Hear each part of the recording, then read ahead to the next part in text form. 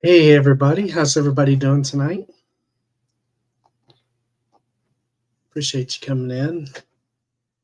Already got to say hi to Ursa. Just chatting for a few minutes here before I went live, getting everything set up. Hope everybody had a wonderful Monday. It was good for us. It was a real good day. Really cold, coldest day of the year so far here in Missouri for us. Got down to 22 roughly, 21 or 22 last night. We went out and about today and did a few errands, and I think it only got up into the upper 30s today, so it was windy and chilly. Had a windy and chilly weekend. Welcome in, Randy. I appreciate you being here. Hope you're doing well. Doing well. Doing well. Been really busy, as everybody else probably has. I know Randy sure has been busy lately, but different kind of busy. I know we all have different things going on in our lives, but a lot of good things.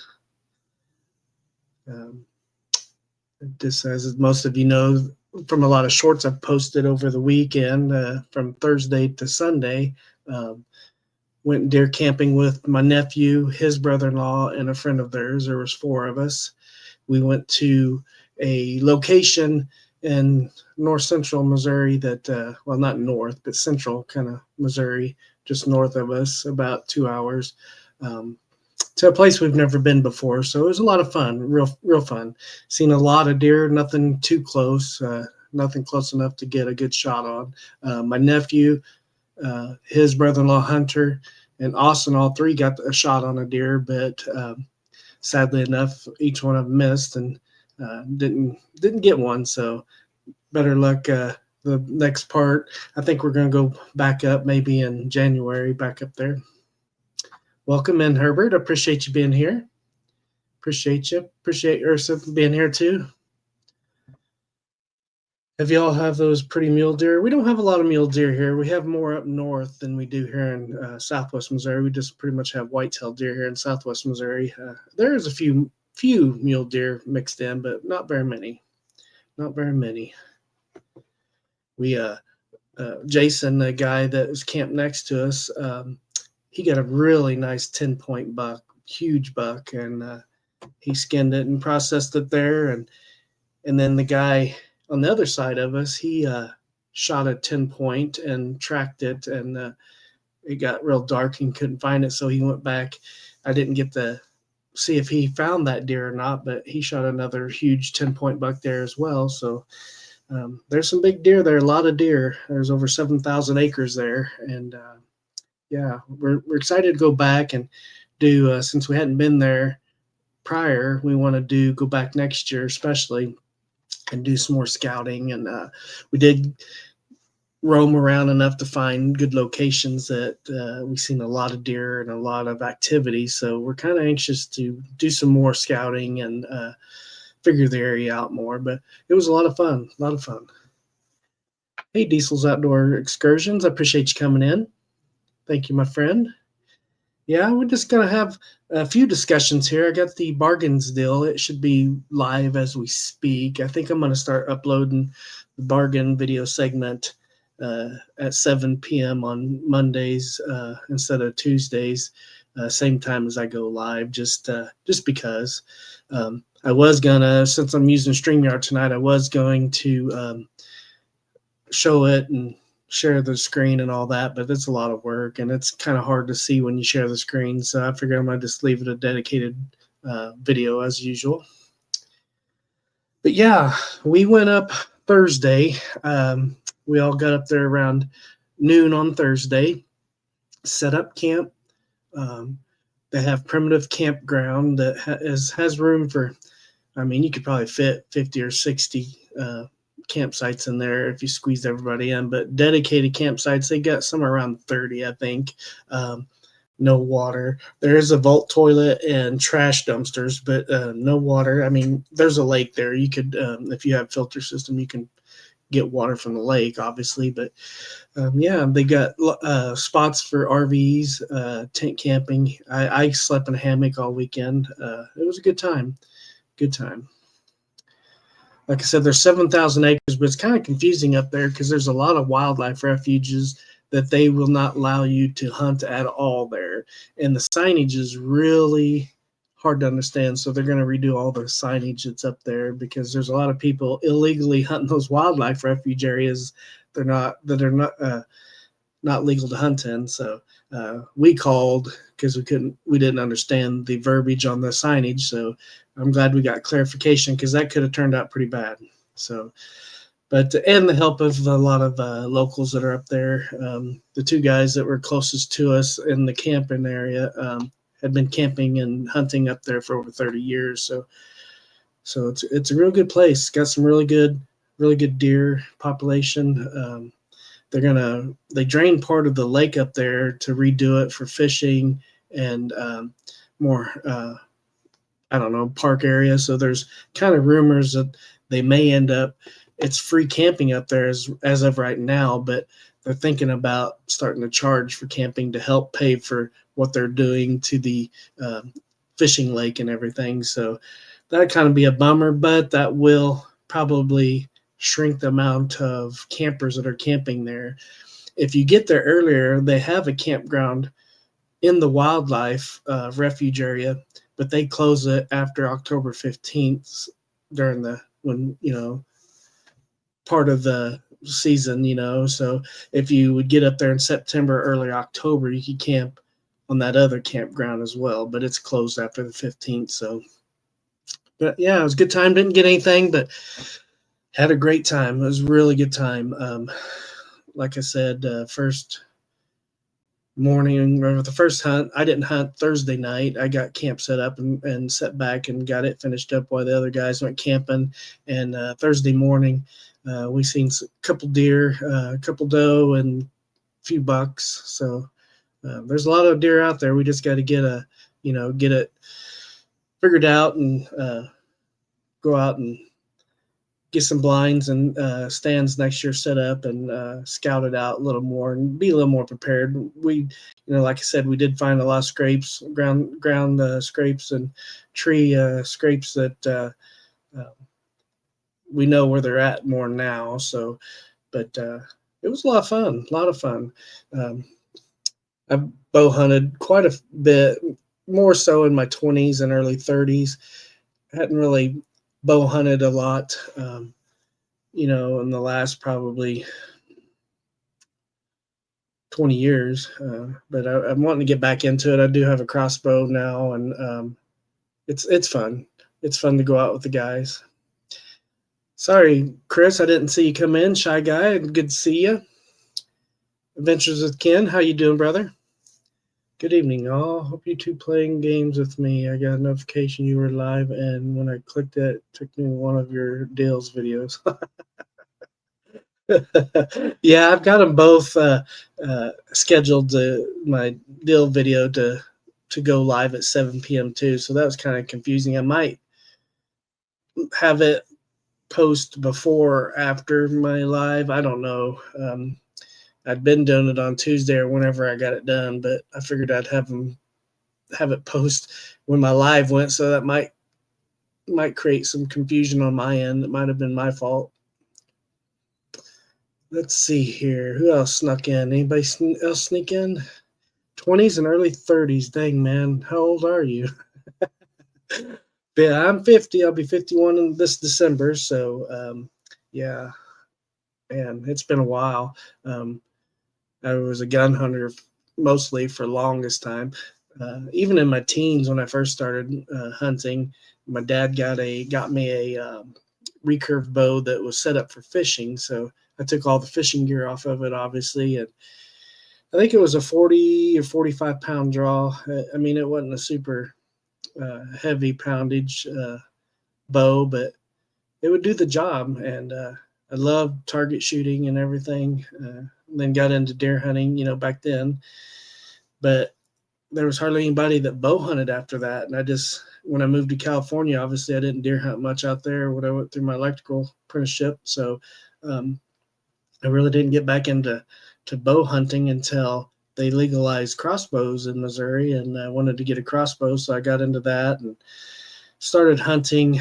Oh, probably back in 2013, somewhere around there. 2012 was when I bought my crossbow. So, yeah, I've been trying to get back into it, and you know, it's a lot harder bow hunting. You know, the deer got to get closer to you. You've got to um, make sure you're downwind, not upwind. And um, there's a lot to it. The deer got to get a lot closer to you with the bow for sure.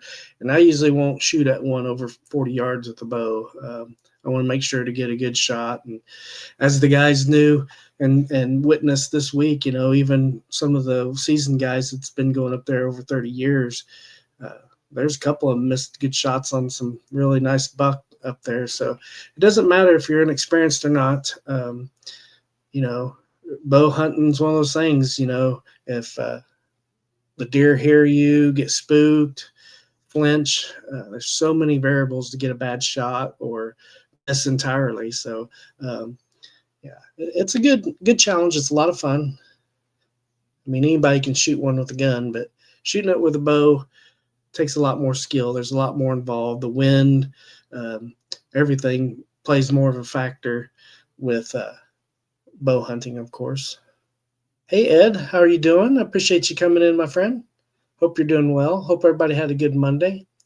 Are you allowed to put out food? Not technically, not especially in public lands. On your private property, you can if it's within, I think, I want to say 100 feet of your house. I'm not 100% sure on that. I did hear that, but yeah, you're not supposed to feed the deer except on private property here.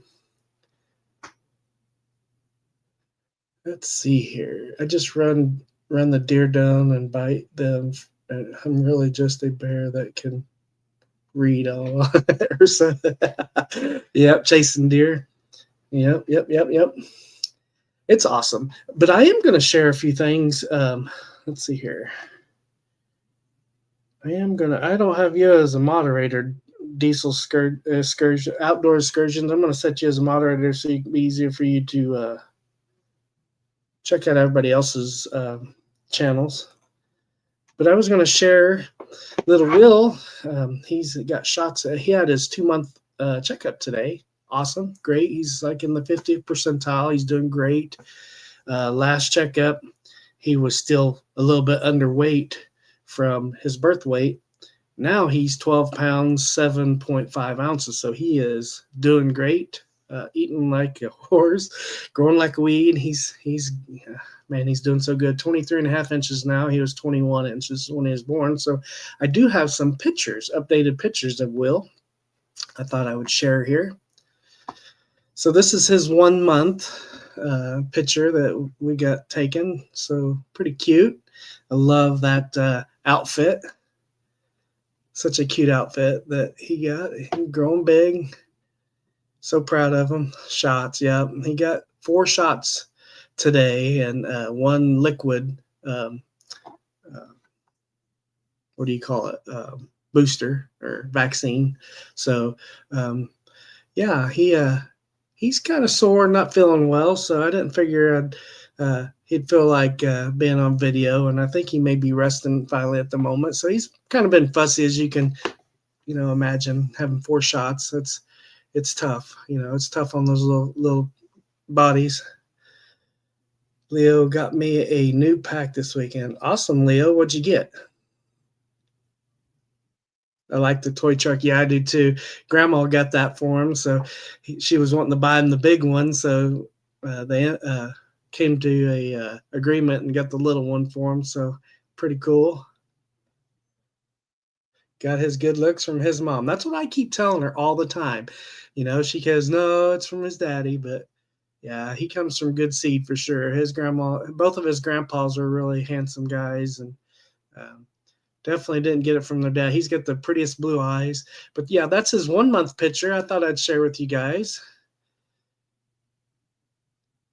Tell a little 210 howdy for me. I will, Randy. I appreciate that. Yeah, he's doing good. He's really laughing a lot, and discovered his voice, so he kind of making a lot of cooing sounds, and we can get him to laugh now. And he laughs on purpose. He'll smile at you. It's fun. Even in the doctor's office, he was grinning at the doctor and happy. Of course, before he got his shots, poor guy. But yeah, that's his 1 month picture. And I do have we took this around the first part of November, about the 7th. This is his almost 2 month photo, but that's a homemade blanket from my niece-in-law. It's my nephew's wife made that little blanket for Will, so he was taking a nap with it. Thought it was cute, so we snapped that and sent that picture to her. So she thought that was pretty sweet, him sleeping with his new blanket. So very pretty little blanket that she made, and we really appreciate her doing that for us. And little Will's going to get a lot of use out of it. So yeah, I thought I'd share these photos with you since he's not really up for getting on camera quite yet. But yeah, ideally I was wanting to do live from deer camp, but we didn't stay long. Well, I mean, we went Thursday and came back Sunday, and I didn't want to be away from my wife and Will so much longer than that. That's the longest I've been away from him, and he's still little, and I like to spend as much time as I can. So, but yeah, I was going to do a live wise up there, and Thursday night I didn't do a live. Can't remember why I didn't do a live. I was going to do it Thursday. Oh, there was a handful of guys that were doing lives at the time I was going to do a live, so I didn't want to be rude and do a live when they're doing a live. Friday came up, and it really got windy and cool, and was spitting rain a little bit up there, so we didn't do a live Friday. And then Saturday came, and it was even colder and even windier, so yeah, it just didn't work out to do a live. I had a really good signal up there, which was nice in that area for all that land up there, so eventually I can do a live from camp. But that was my plan, but it just didn't work out. So I just did a bunch of shorts, and yeah, that's been good. Been really good. I didn't video anything while I was up there. I just wanted to totally relax and not have to worry about video and stuff. So that's why I did a bunch of shorts to kind of share a little bit of the experience with you guys. And but it was more so of all of us getting up there and relaxing and having a good time during this hunting season. And it's archery only. There's no firearm hunting up there, so that's a good thing too, because that limits a lot more hunters that would be hunting the area. So yeah, it's really good, really fun. It's ultralight. Your backpack's ultralight. It's the Flash Air, Ed. Flash Air. Probably the best thing, really. Okay, sorry. I'm trying to catch up on the REI Flash Air 50 liter. That's a nice pack, Ursa. Awesome. Be awesome to see it in action once you get some more content out. That'll be great. Thanks, Chris, for reminding everybody to hit that like button. I appreciate that. That helps out a bunch. So I hope you guys enjoy the video, the photos of Will. Really, really nice. Not as heavy as the Teton 60. 4 pounds. 4 pounds. Wow, that is light. Awesome. I have a Trailmade 60 heavy. Yeah, I bet. I'm trying to remember what my night cat is. I can't remember what model it is. It's a, I want to say it's a 70 liter. I haven't weighted. I need to do that sometime, but I really like that night cat pack. It works pretty good. It's not super light. It's probably, I don't know how much it is. It's kind of on the heavier side, I'm sure, but and two, if anybody's interested, Randy's in here. He can help out with anybody that would like to go. But I was going to also put up our logo of our T-shirts that we got made for this upcoming fall meetup. We're going to, like everybody said in our lives and before, anybody that would like to come is more than welcome to come. But we made some logos and got some T-shirts made, but everybody probably knows why it's called the Purple Rain meetup camp. But 2026, it's going to be February 20th, 21st, and 22nd this year. Really excited for the meetup again. It's an annual meetup that Randy and Minnesota Mike Randy from Ozarks Great Adventures. They too started it. So last year was 7 of us ended up showing up. So it's just an annual YouTuber meetup and good time. So if you guys, if anybody's interested in going, you can contact me through my email on my YouTube, or you can contact Randy, Ozarks Great Adventures, or you can contact Minnesota Mike, Minnesota Mike.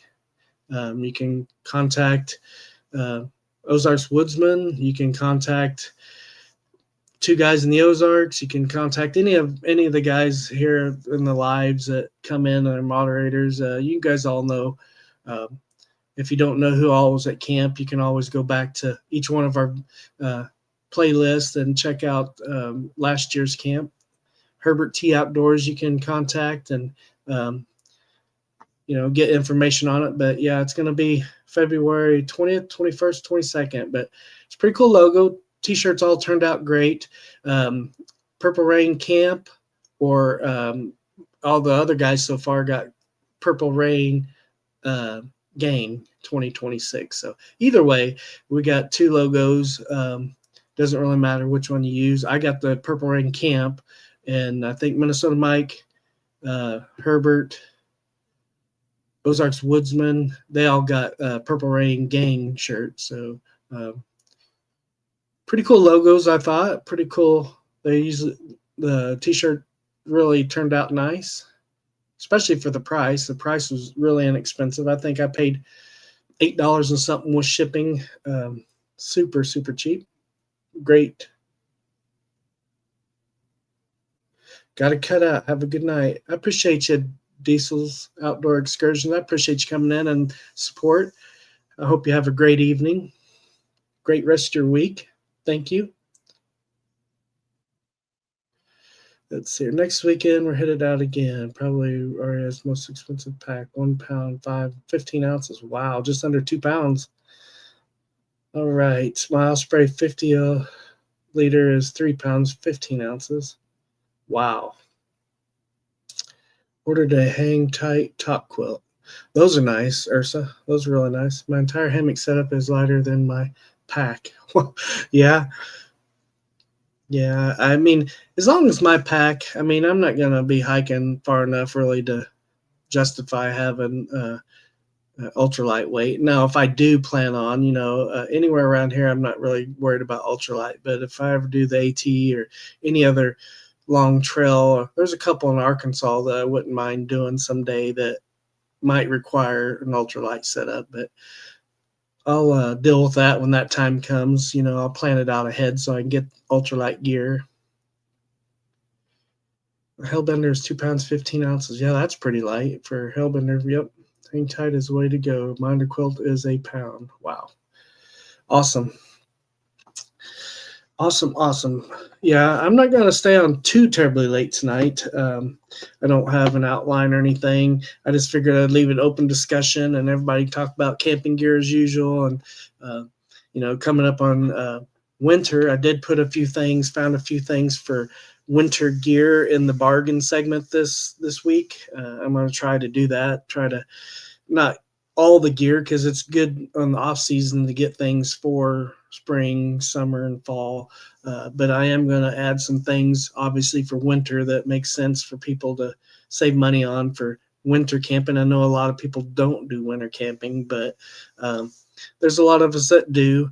Hot tents and hot tent stoves, buddy heaters, and warm gear. I'd like to start adding warm gear, base layers, and thermals and that type of stuff in the bargain segments as they put stuff on sale. Some of that stuff they don't hardly ever put on sale, so it's going to be hit or miss on what they put on sale.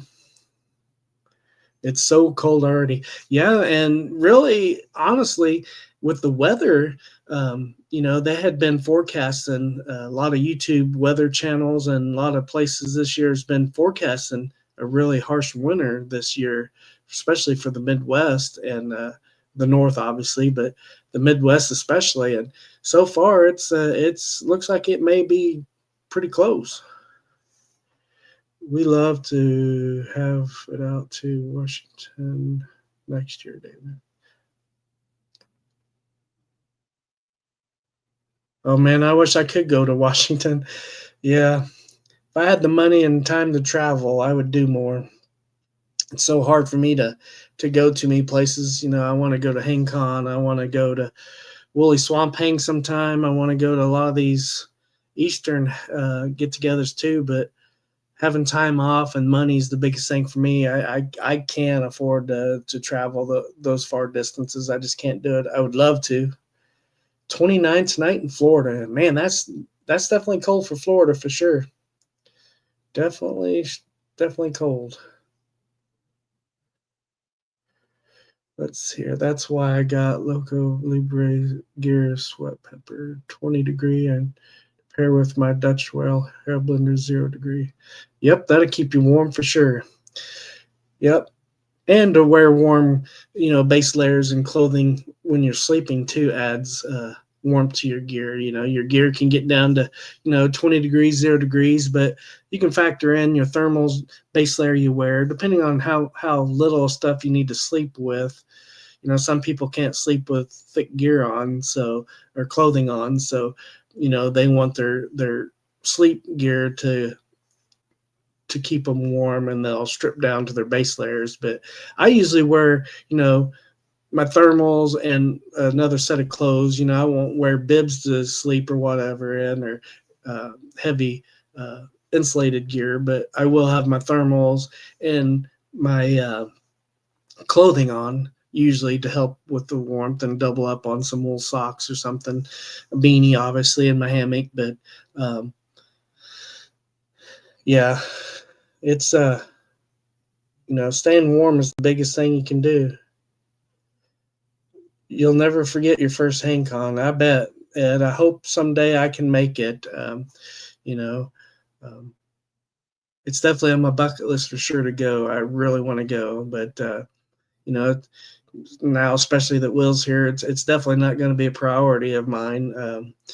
Even if it was, I mean, it's really hard. Just the gas and the drive alone is killer. I mean, Hang Con's probably, it's even farther than Tony's meetup. It's probably, I checked, it was either 17 or 18 hours for me. So it's a long ways. Just gas alone round trip is expensive. We've had snow in the air. I saw it today. Yeah, we had some flakes, some flurries when I got home Sunday, and Saturday and Sunday up there. There was a few flurries flying around up there. Nothing sticking to the ground, but it was it was pretty cold. Really cold this morning. It got down to 21 here last night.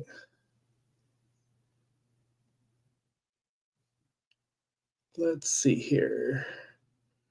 27 low tonight in New York. Yep, that's pretty cold. Pretty cold already for, but I've seen a lot of snow in November, so I'll be putting on my old school ski mask to work. Yeah. Yeah, I do have one of those for when I'm out hunting, and I've got one black one that I used when I worked for a company. I worked outside, so yeah, that's nice, especially when it's really windy. Sunday morning out there, those guys hunting, yeah, they were pretty cold. I need a hottie to snuggle up with in the tent. Send a picture of the tent and truck. Today is Sam's birthday. Be sure you wish him a happy birthday. Yeah, I'll have to run over there and wish him happy birthday. I haven't actually been on this weekend and today much getting ready for the live. I wasn't prepared at all because of camp, obviously. So I was throwing everything together. That's why, hence, I didn't really have an outline. Sometimes it's nice not to have an outline, but I do like outlines. I like talking about certain topics and that type of thing. And that's why I love chatting with you guys. Everybody's so knowledgeable and on gear and ideas. Yep, Sam's birthday. I need to send him a text. I usually talk to him through text more than YouTube. Yeah, but yeah, I'm looking forward to. I think Ozarks Woodsman got a new tent for our meetup this winter. He's going to be in a hot tent this winter. Randy's always in a hot tent. Uh, Matt, two guys in the Ozarks, he usually has a hot tent. Um, I don't know what Minnesota Mike's going to be in this year, if he's going to be in another hammock or his Baker style tent with a heater. Not sure what he's planning on. It's going to be cool to see what everybody brings, who shows up. I think Mission Discover Nolan, I think he's supposed to be here at the meetup this year, so that'd be great to see him again. It was really fun hanging out with him in Pennsylvania. I wish I would have got to hang out with him a little more. I did get to go on the stealth camp with Hammock Mountain, Northwest Wind, Skeeter, and myself, Todd Champion, and it was a good time. I went on that, and Randy went fishing with Nolan and hung out with him. So I was kind of torn, but I was really cool. Really glad to see that.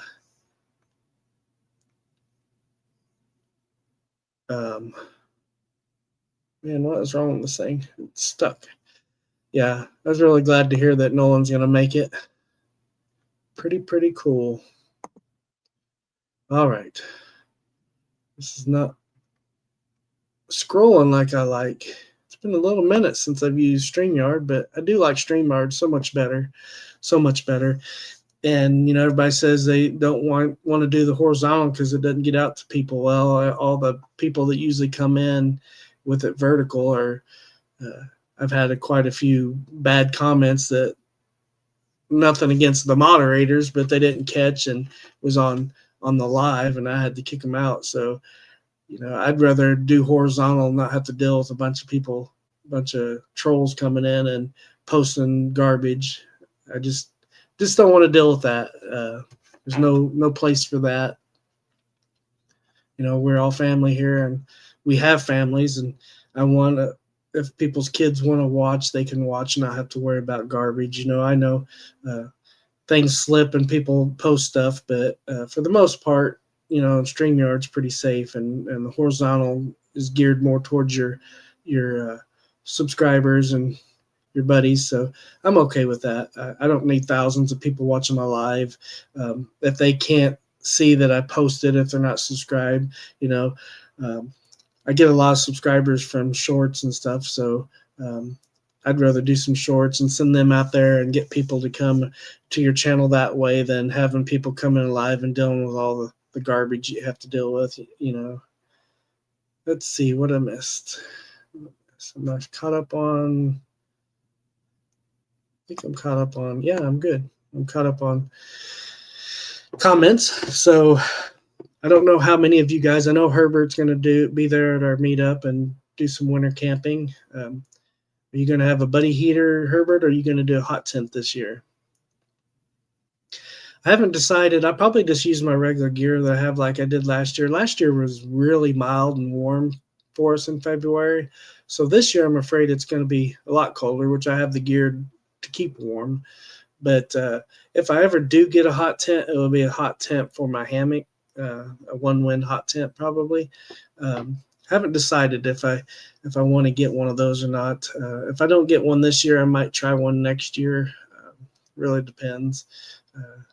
The funds are always the key. I want to be able to enjoy the camp.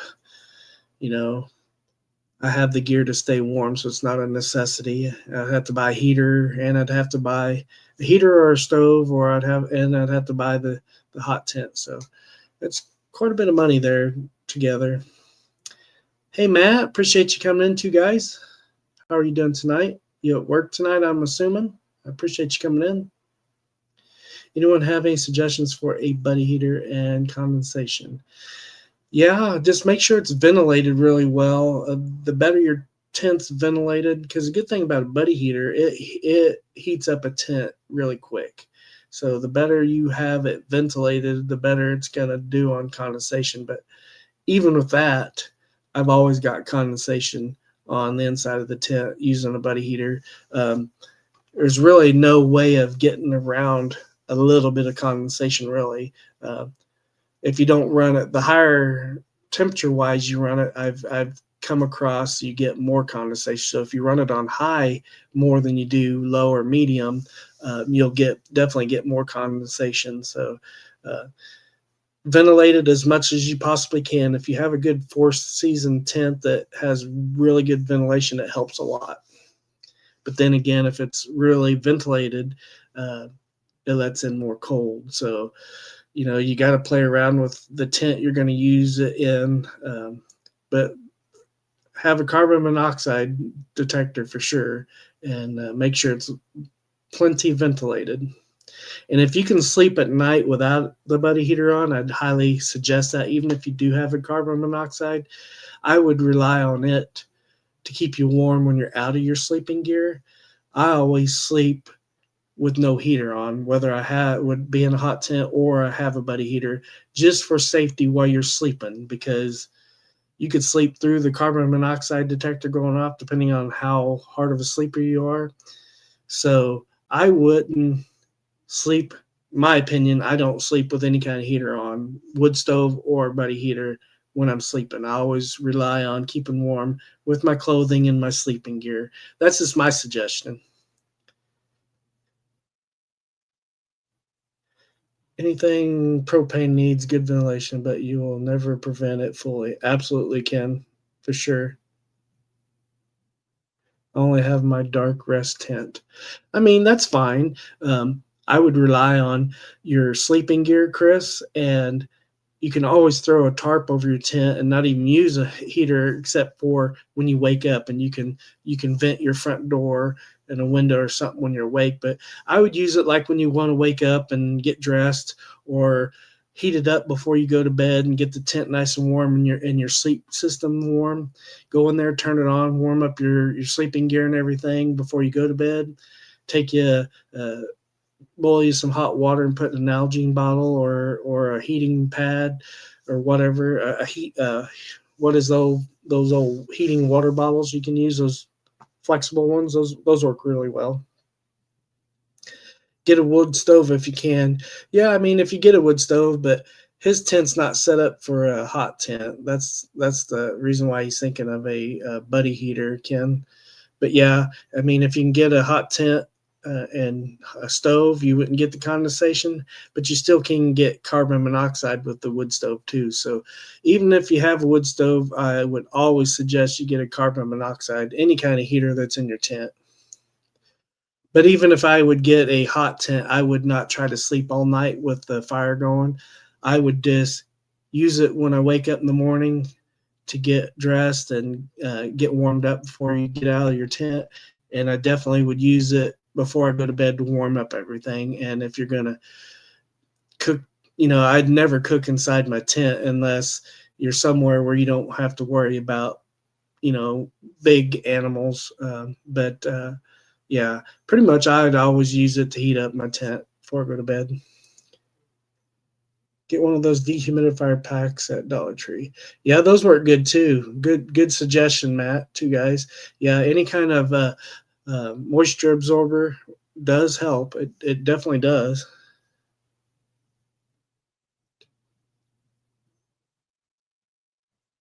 My bad for fat fingering it. Fat fingering it. Yep. Dehumidifier packs, two guys. Yep. Yeah, they're little plastic oblong cases. They're not very tall. They're oblong, and they have a bunch of little white, almost looks like mothballs inside, but they are moisture absorbers. They're used for like wet areas, like people like down in our unfinished basement that has moisture down there. Anywhere that there's moisture, you can use those to absorb moisture. So those work pretty well, actually. Yeah, you can't get rid of it all, but that definitely helps. Someone makes a USB heated blanket. Yeah, Ed, they do. And if you do have a battery bank to use, like a 200, 300 watt or bigger, like Jackery or some kind of battery bank, um, really good idea is to use a electric, not electric blanket, but a heating pad. A heating pad does not take very many watts at all, and you can run it all night long on your battery bank.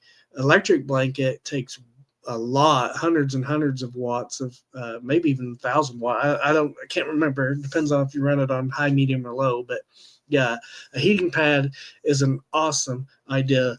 Luke, the Outdoor Gear Review, I think that's pretty much where I first got the idea from it. Great idea, great suggestion is use a heating pad. Like I said, it doesn't consume a lot of watts. Have a bottle that you can put hot water in. That's awesome. Yeah, you definitely need hot water bottles when you go to bed. It works really good. I used two of the 18-hour hot hand packs last weekend. It was impressive. They actually lasted 26 hours. Wow. Yeah, throw in a bunch of several of those in your sleeping bag, your system. Put them in your socks if you want. I've done that before when you're sleeping. Uh, yeah, throw some hot hands in your sleeping bag. That helps a lot. Hot water bottle. Yeah, I use it. I don't ever use a heater now, even in my hammock. Of course, I mean I have my tarp that I could actually use a heater with if I wanted to, but I just rely on my sleep system and, like you say, put hot hands in there or hot water bottle. If I feel that I'm going to get cold, but my sleep system keeps me warm without anything. So my biggest thing is when I get up, changing, you know, I usually go to bed with something warm enough when I get out of my hammock in the morning that I'm not going to freeze to death putting my heavier stuff on. So that's just something you got to consider if you're going to start doing winter camping. Do your homework, test your gear, even at home, outside. Throw your tent up outside in your backyard if you can, or a friend's yard or somewhere close. Test all your gear, making sure it's warm enough, because you don't want to get out there in the woods and freeze and be miserable and have to start a fire and snuggle, set up around the fire the whole night. Test your gear at home. Make sure you get enough gear that you're going to stay comfortable out there. And it's a kitty brand. Yep, I think that's what I got too. Yep. But don't ever rely on that, because I mean I'm a heavy sleeper, and if you're exhausted or something and you sleep and you can sleep through the alarm going off, and it could be a bad deal. I mean, even at the least, with carbon monoxide, you get severe headaches, and you don't even want that. So yeah, I really don't have that much of a desire really to get a hot tent or anything, just for that factor. I mean, uh, they're dangerous. Like, we watched a gentleman, my wife and I, the other night. He got an inflatable hot tent and his regular hot tent stove, and he uses it all the time. Well, when he stored all of his stuff inside the stove, he left a butane lighter inside the stove. Well, when he set it all up and got ready to fire up, he didn't realize he left that butane lighter in the top compartment of that stove, and he started that hot tent stove going, and it blew up. It burned his arm real bad, destroyed his hot tent and some of his gear. It hurt his hot tent stove. Yeah, it's dangerous. Hot tents are very dangerous if you're dealing with water, if you're dealing with anything flammable. um, it's dangerous, especially if, I mean, even for somebody like him that was experienced, he made a stupid mistake and left a butane lighter in it and it exploded. I mean, could have killed him. He's very lucky. And he'd been doing it for a long time.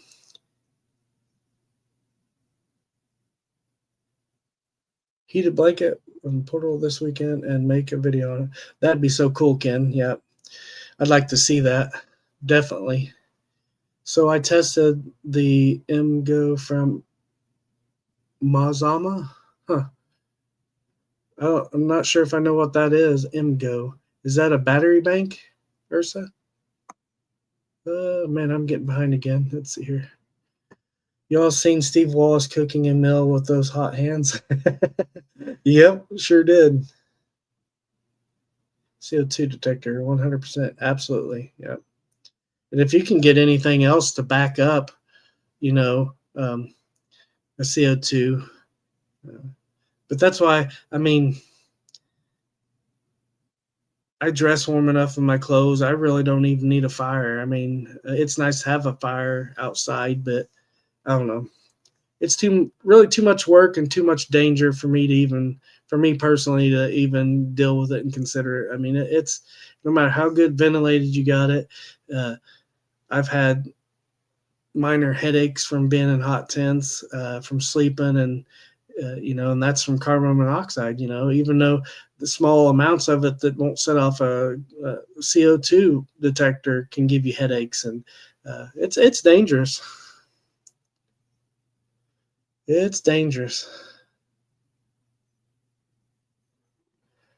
Yeah, the good thing about the buddy heaters too, if they've got built-in CO detectors on top of it, so that would be a double safety measure. But even comfortable levels of CO2 can give you headaches. So if you're in a hot tent and you end up getting a headache, even a minor headache, it's a good sign that you're not ventilated enough. And you can always crack your zipper on your door or one of your windows or something to give you some more airflow. I'll look into those packs, guys. That would be good for all camping, especially backpacking. Absolutely. And they're super lightweight. And they do have the rechargeable hand warmers, electronic ones, and they're getting really good reviews. The only bad thing, they're electronic, and obviously in super cold weather, those batteries aren't going to last as long as a hot hand because the chemical hot hands are going to last in the cold. So I wouldn't really rely on the electronic hot, hand heaters. Um, but if you keep them in your pockets and keep them warm, they should do okay. So it's one thing or another. If you don't want to deal with chemicals, and if those hot hands burst, people have gotten chemical burns on their skin. So there are variables in the hot hands as well. Anytime you're dealing with chemicals, and people have had them in their sleeping bags and rolled over on them, or they've bursted in their pants or whatever, and they have had chemical burns. So I mean, there's always things in of everything that you have to watch. You got to consider all things. I don't care much for Luke anymore. It's always REI bad. Yeah, REI. I mean, they did close a lot of a lot of stores this year, and they are hurting really bad. But when their products are so expensive, and the majority of Americans can't afford the gear, uh, REI is a good company. I do have some REI products, but they are expensive, and that's one of the main reasons they're doing so bad. They had to close a lot of their programs, and they've closed a lot of stores. So yeah, I mean, I don't have a problems per se with REI. I mean, I have some personal beefs I have with REI, but nothing to get into to talk bad about them as a company. I don't want to see any company hurting, but it is a shame that they are hurting financially like they are. I hope they rebound and get better and be able to open those programs back up in stores, because they had a lot of programs for kids that were really good that I hated to see them do away with. Keep your heating pad under your lower back like a baby. Yep, absolutely. The heating pad's a great idea. Hey, Woody, appreciate you coming in. Thank you for stopping by. They make 12-volt electric blankets. Yeah, 12-volt electric blankets, but they draw a lot more watts than a heating pad. So even the 12-volt blankets, but they don't take near as much as a 110 blanket. So yeah, you're absolutely right, Woody. The 12-volt blankets are a good option as well. Um, but they're kind of like the heating pads too. Either one's good. I mean, but if you have a warm enough sleeping bag and a warm, wool blanket and insulated pad, you really don't need anything. I mean, hand warmers and all that stuff for me is I use more outside when I'm doing activities outside or just lounging, and if I don't have a fire or whatever. But for sleeping, really, I mean, to be honest, I rarely, unless the weather turned for the worse and it got colder than I anticipated, It's the only time I would ever use anything because I always factor my gear into being 10 degrees more protective below than what I'm planning on to cover me for at least 10 degrees. So, I mean, if your sleeping gear you can bring, I always recommend count on that. Um, that way you're not counting on hot hands, you're not counting on a stove, you're not counting on all that. But the good thing about that is, I mean, I would rather process and do firewood because it does heat you when it's cold and everything, but that's when I would sit outside cooking or enjoying lounging at a campfire outside. I've never much enjoyed all the processing, and I mean, you can stack up a pile of wood by your fire, by your stove, like everybody does when you're sleeping, but you still got to wake up every few hours to stoke the fires. So, I mean, it's just something, a personal thing. I mean, I don't have a problem with it. I mean, I love watching people do it on videos, but I personally don't like doing it. I rely on my sleep gear. I mean, I want to sleep when I go to bed. I don't want to get up, stoke a fire. I don't want to get up and change a gas bottle if my buddy heater would go off. I don't want to do any of that. When I go to bed, I want to sleep as many hours as possible. That's just me. I mean, everybody's different. Thank God, because nobody wants to be that. This world couldn't take another one of me, right?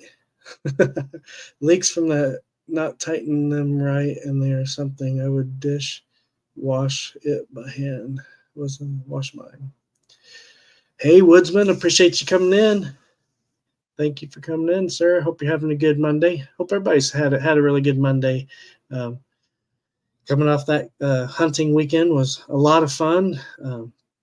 Wish I would have got a deer, but I've seen several getting processed at camp, and a lot of nice big deer. A couple 130 score, and I think one was 140. Nice big 10-pointers, really big bucks. So a couple deer were processed out of the weekend that we were there, but not out of any of us. But we had a great time. I put body warmers on if I don't have a heat source. Yeah, I mean, like I said, all my clothing keeps me warm. I mean, I don't ever rely on any hot hands or hand warmers, or I just thermals and my clothing. And even when I go to bed, like I said, I factor my sleep gear 10 degrees cooler than what it's going to be just to cover me. And I do bring like an extra wool blanket, extra other like top quilts or blankets for emergency situation, or if something would get wet, you'd always have a backup. I always try to bring at least two types of things to sleep with. Austin Grows Wild. Hey, man, I appreciate you coming in. Yep, you stay blessed too, my friend. Thank you for that. Thank you for coming in and hanging out. Let me make you a moderator so you can check out other channels in here. I'm kind of behind on comments as always, but I'm going to make you a moderator so you can check out everybody else's channels if you would. Appreciate it. They would appreciate you going in and checking out their channels, but I gave you just appreciate everything clean and everybody be respectful. All right, let's see here. Move on. Woodsman saying hello to everybody. I appreciate everybody being here tonight. Sorry I haven't been in the last couple weeks, but I didn't mean to put that on the. If you scroll on my finger, my laptop is touchscreen, so if you scroll, it wants to put comments on the screen, so you have to use the mouse to scroll. I know some Purple Rain heavy sleepers. Yeah, sure do. It depends on me. Sometimes I'm a light sleeper, sometimes I'm not. It really depends. Of course, that weekend, there were several of us that wasn't heavy sleepers, so sometimes if I'm exhausted, I'll sleep through a lot, but definitely that night I wasn't. Be weird if it happened again. Let's see here. Hey, Woodsman, speaking of heavy sleepers. Dang, bad deal. Yep. Hey, Shy Guy. Okay, I am farther behind than I thought. I have no reason to be far behind. I'm just yakking. Okay, I'll use hot tents with a separate floor. Yeah, that's a good idea, Austin. I've never seen a video with a stove or a buddy heater has ever produced CO2. It's always someone who doesn't something themselves have issues. Hmm. Yeah, I've seen a lot of videos that actually have produced CO2. Ken, well, I mean, the last time Randy and I think last season, I don't remember if it was it was the last hot tent we did together at Mark Twain. He forgot his CO2 detector. That camp we did, and he woke up with a severe headache and didn't feel good. He was really dizzy, so he knew he had a CO2 issue that camp out. It was a bad deal, kind of scary for me because I mean, if he didn't wake up, that would have been horrible. So, yeah, I mean, it doesn't happen a lot. I would even if it takes the cost of having to run your heater a little bit hotter to keep you a little warmer.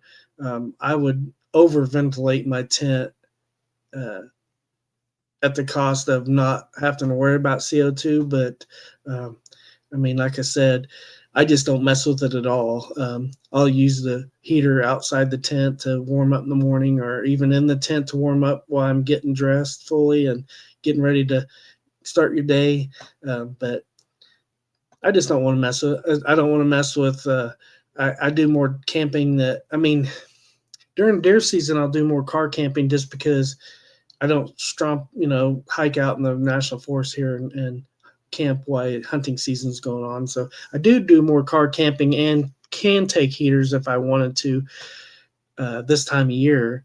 But still, I would rather take less gear and not have to worry about hot tent stove or buddy heater and hauling all that around and haul gas bottles, especially if you're going to backpack in. You're not going to be carrying all that stuff anyway. So you're going to rely on your clothing and your gear.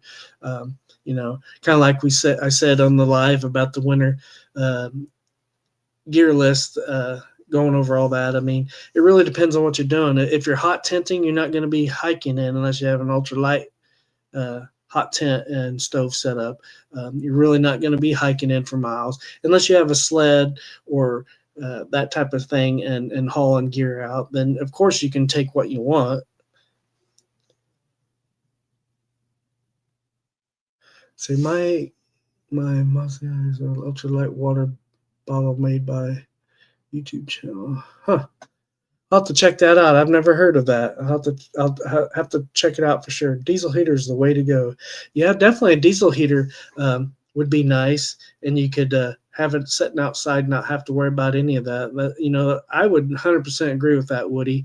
If I was going to do a hot tent, I would just go with either a pellet stove that I could put outside and you know the bad thing with a pellet stove, it's designed to be inside, but they have some that can. You have to have electric source. You'd have to have a battery bank to turn the fan on to blow the heat into your hot tent. So diesel heaters the way to go on that. I would definitely, but you're gonna have to haul heavier fuel. Wood's heavy, diesel fuel's heavy. I mean, but if you're like car camping, hot tenting, then it really doesn't matter. You can bring whatever you want. I mean, it's just a preference, really. But like you say, Woody, I'd definitely say that would be the most um, the safest way to heat a hot tent for sure, or a vehicle, or overlanding vehicle, or a camper van, or anything. A camper van, an RV, any of that. A diesel heater is a good option. Hot hands are eco friendly. Yep. Add water, hot hands though. No, but if they are eco friendly, but they do create a chemical reaction when you do pop them to heat them, so they can burn. I mean, they are chemical. I mean, they do get hot. I mean, without the insulated cover on it, they get hot and they will burn you if it's directly on your skin for sure.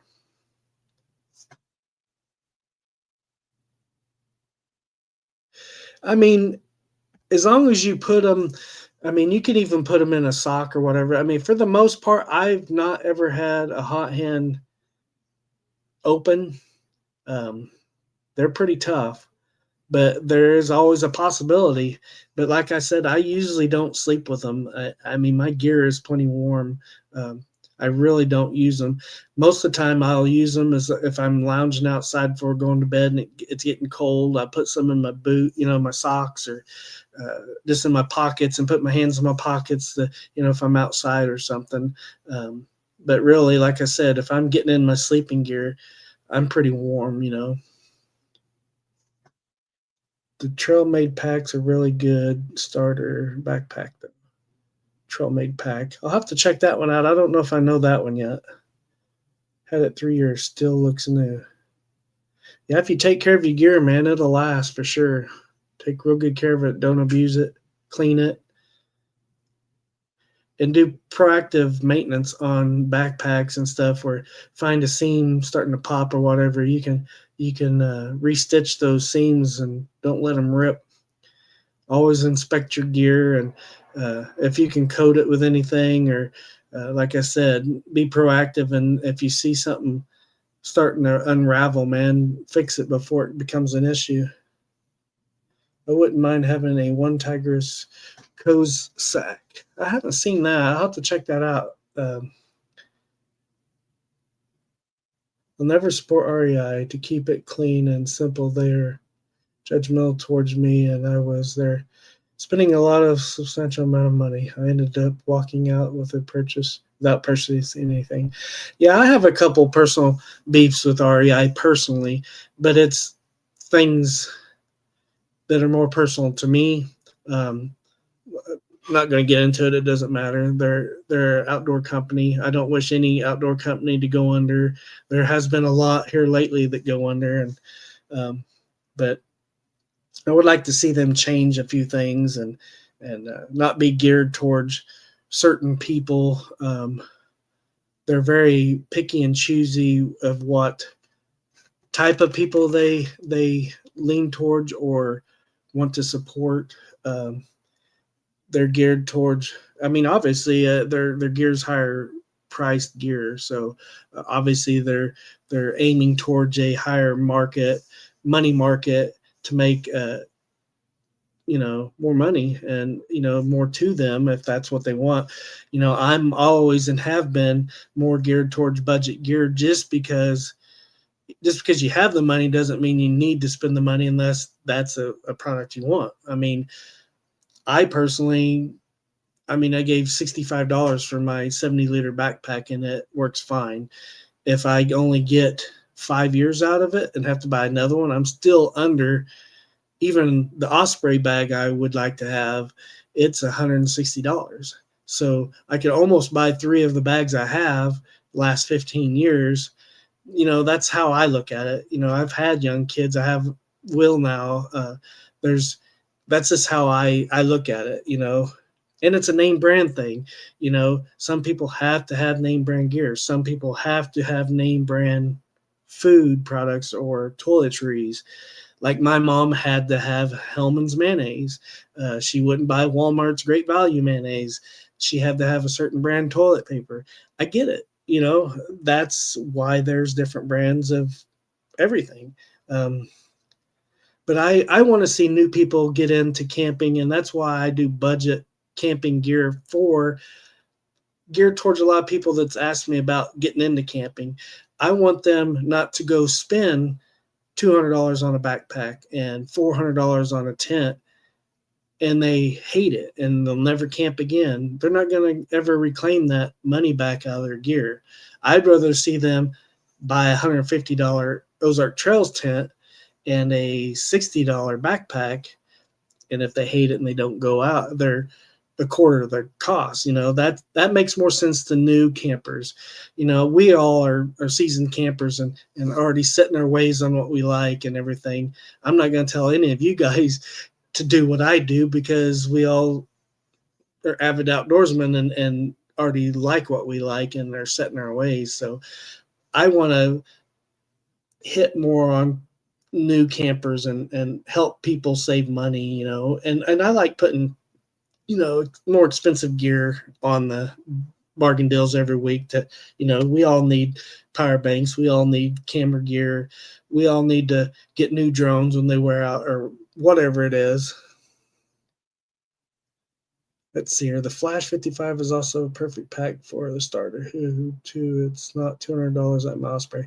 Yeah, I mean, it's like I said, it's what you know people like to do, and it's your money, and that's what I tell people: do what you want, buy what you want. I started out with secondhand store gear from Goodwill and DAV and places like that. My old gear from Boy Scouts. I still have a Boy Scout mess tin, and I've got Yugoslavian military mess tin. You can get discount gear that way. It just depends. I mean, but if you want the best and the highest quality gear and you want to spend the money and you have the money, go for it. Um, you can always pass it on to somebody else if you don't like the camp. But always high price stuff doesn't mean high quality. And that's kind of what I get at. Um, I've bought a lot of stuff that's what I would call budget friendly, but it's good quality. It's lasted me a long time, but I do my homework on those things. I'm not just going to buy a cheap Chimu tent and expect it to last as long, or a cheap Walmart tent. But they do have some more premium gear or lower price stuff that's been tested by other outdoorsmen that's lasted, and you go by the reviews, or you go by, hey, my buddy bought this Ozark trail tent and it lasted him. It was really cool quality. But yeah, you can't compare Ozark trail tent with the North Face, or even One Tigress or Nature Hike or any of these Pomali tents. I mean, for the most part, you can't. I still haven't camped out in a hot tent this year. I'm working constantly on a new place, ready to be done. Absolutely, Randy. I hopefully you get done soon and you get to get out there. You've got a couple nice hot tents. One tank bottle lasts. Let's see here. One tank bottle. It depends on high. I want to say 2 or 3 hours on high. It really depends on how cold it is, but seems like the last time we used the buddy heater, they were using a buddy heater Saturday night up at camp, and I wanted to say they got 2 or 3 hours on high on their buddy heater they had on a 1 pound bottle. Don't quote me on that, but I think it was 2 hours, 2 or 3 hours max. Maybe that was on low. I can't remember. It's been so long since I've actually personally used a buddy heater in a tent. Can I have never experienced? Oh, yeah.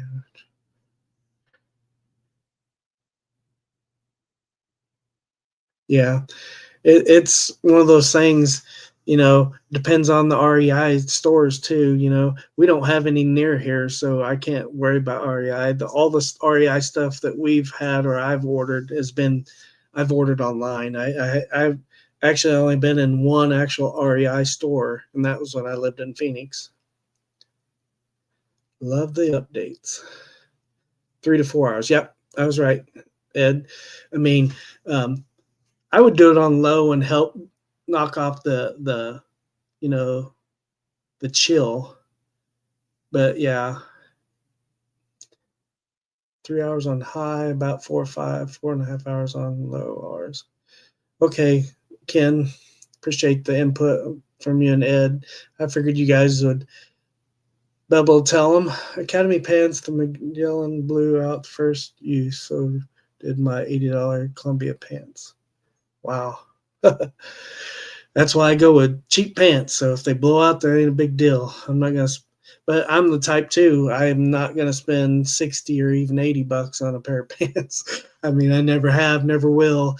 My Carhartts, $35 pair of Carhartts is about the most expensive, and they last for years.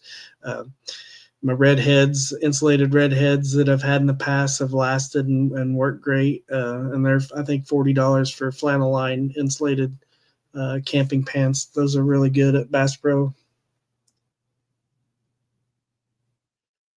Thanks, kid. It sounds like I'll be getting up in the morning to change tanks. LOL. Yeah, you can't get a buddy heater to last all night unless you get a 20-pound tank and run it on low.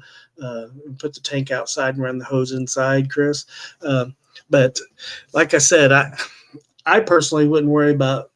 I mean, I wouldn't even want to sleep 4.5 hours with a buddy heater on. That's just me. But everybody does it all the time. My nephew and his friends did it, used it on and off all night. So, um, it's one of those things. If you're willing to take the chance, I mean, not a high percentage of people die in hot tents every year, so it's not like it's a huge, risk you're taking. If as long as you're smart with it and you keep your tent ventilated, you shouldn't have an issue. But there's always a chance.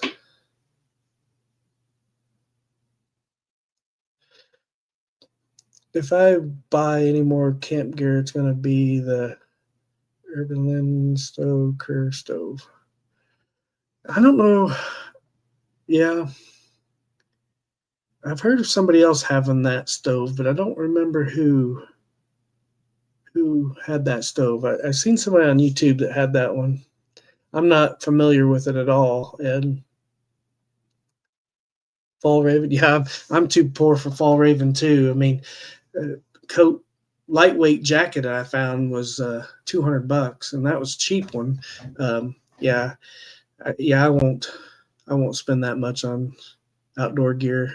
I just, even if I had the money, I'm too conservative with my money. I mean, there's so many other things I could spend it on or save it. Worth of gear by Shy Guy. Depends on the tent. I mainly use ours for baseball games and my deer stand.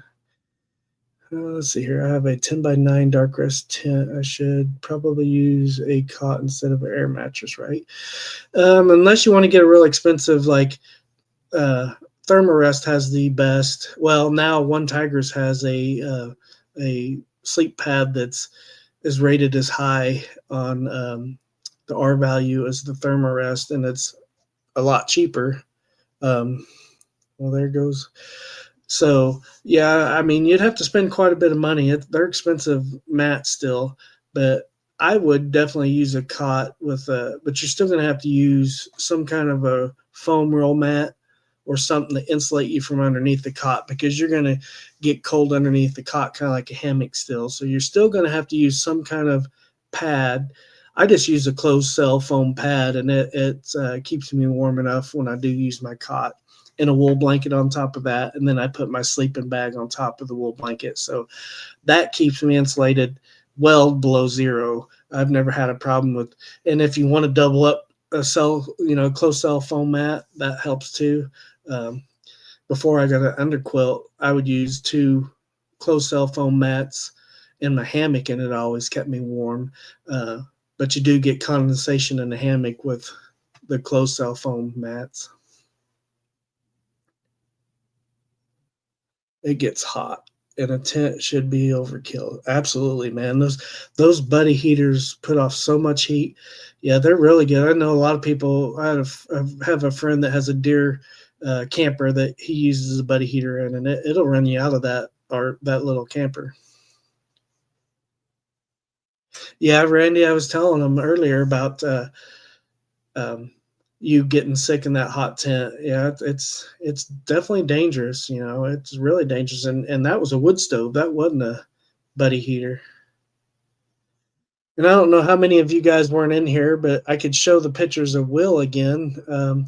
Earlier in the live, I showed updated pictures of little Will. He got shots today at the doctor, his 2-month visit, so he's doing really good. He's in the 50th percentile on his weight and measurements and everything, doing really good. He's now 12 pounds, 7.5 ounces. So he's gained a lot of good weight. Healthy baby. Doing good, doing good. I can show some pictures. So here's his 1-month picture. Little Will in his little toy truck and his overalls. Such a cute picture. I love this picture of Will. It's one of my favorites we've taken so far of him. Love it. But yeah, that was his 1-month picture. And then I need to catch up on comments too. This is roughly his 2 month picture. I'm gonna add it. Our niece made this blanket for Will, and so he was taking a nap, and my wife took a picture of him and we sent to him. But love this little picture of him taking a nap in his new blanket. But that's roughly, I think, November 7th, I think it was taken, or maybe earlier. I can't remember what day it was, but yeah, it's pretty close to his 2 months. So pretty cute little guy. He's been a real good boy. Feeling kind of under the weather this evening because of his shots, of course. Not being just being cranky, but been a good boy. He was really good. He did really good. Got 4 shots, 2 in each thigh, and then he had to take a liquid vaccine by mouth. But doing good. Doing good. But those, for all of you that missed the photos earlier, that was his new updated photos. Let's see here.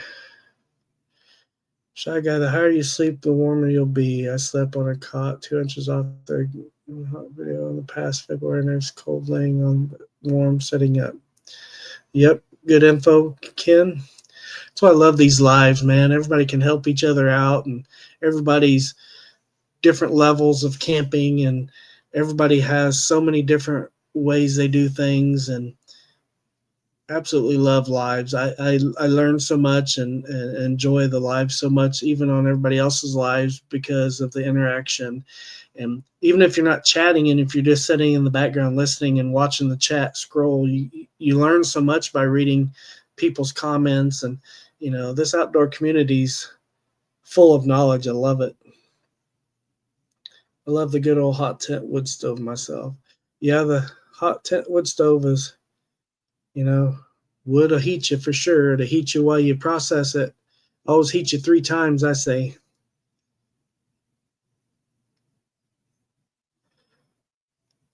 See, I'm turning my Suburban into a mild overlanding setup to sleep and camp in. Absolutely can. Yeah, I want to get a Ford Transit van to make a camper van out of eventually. But yeah, those are so awesome. I want to try a hot tent, Ozarks. I never have. Yeah, hot tents are fun. You know, if you get a smaller one, obviously it's easier to heat and you don't have to burn such a hot fire, but you don't have the room and the convenience. The big Pomali Circle 6 that Randy has is huge and it's comfortable. It's got, plenty of room comfortably for 2 or 3 people. But yeah, hot tenting is fun. I don't enjoy it as much. I would deal with the condensation and use a buddy heater if I did do a hot tent, or I would get a pellet stove, because the pellet stoves I have out now can run 6 to 8 hours on a full hopper of pellets. So, but then there's some of the new hot tent stoves out that have a feeding problem. So got to definitely do your homework on either one of them. If you're gonna have your wood processed and piled up enough to get you through the night, but you're gonna have to wake up every hour and a half, 2 hours, depending on what size stove you have and how hot you're running it. You got to feed it. I mean, it's not gonna burn 4 hours at a time to get you. Unless you get a really big hot tent stove, you're not gonna, and run it real low. You're not gonna get 4 or 5 hours out of it. You're gonna get 2 to 3 max hours out of it.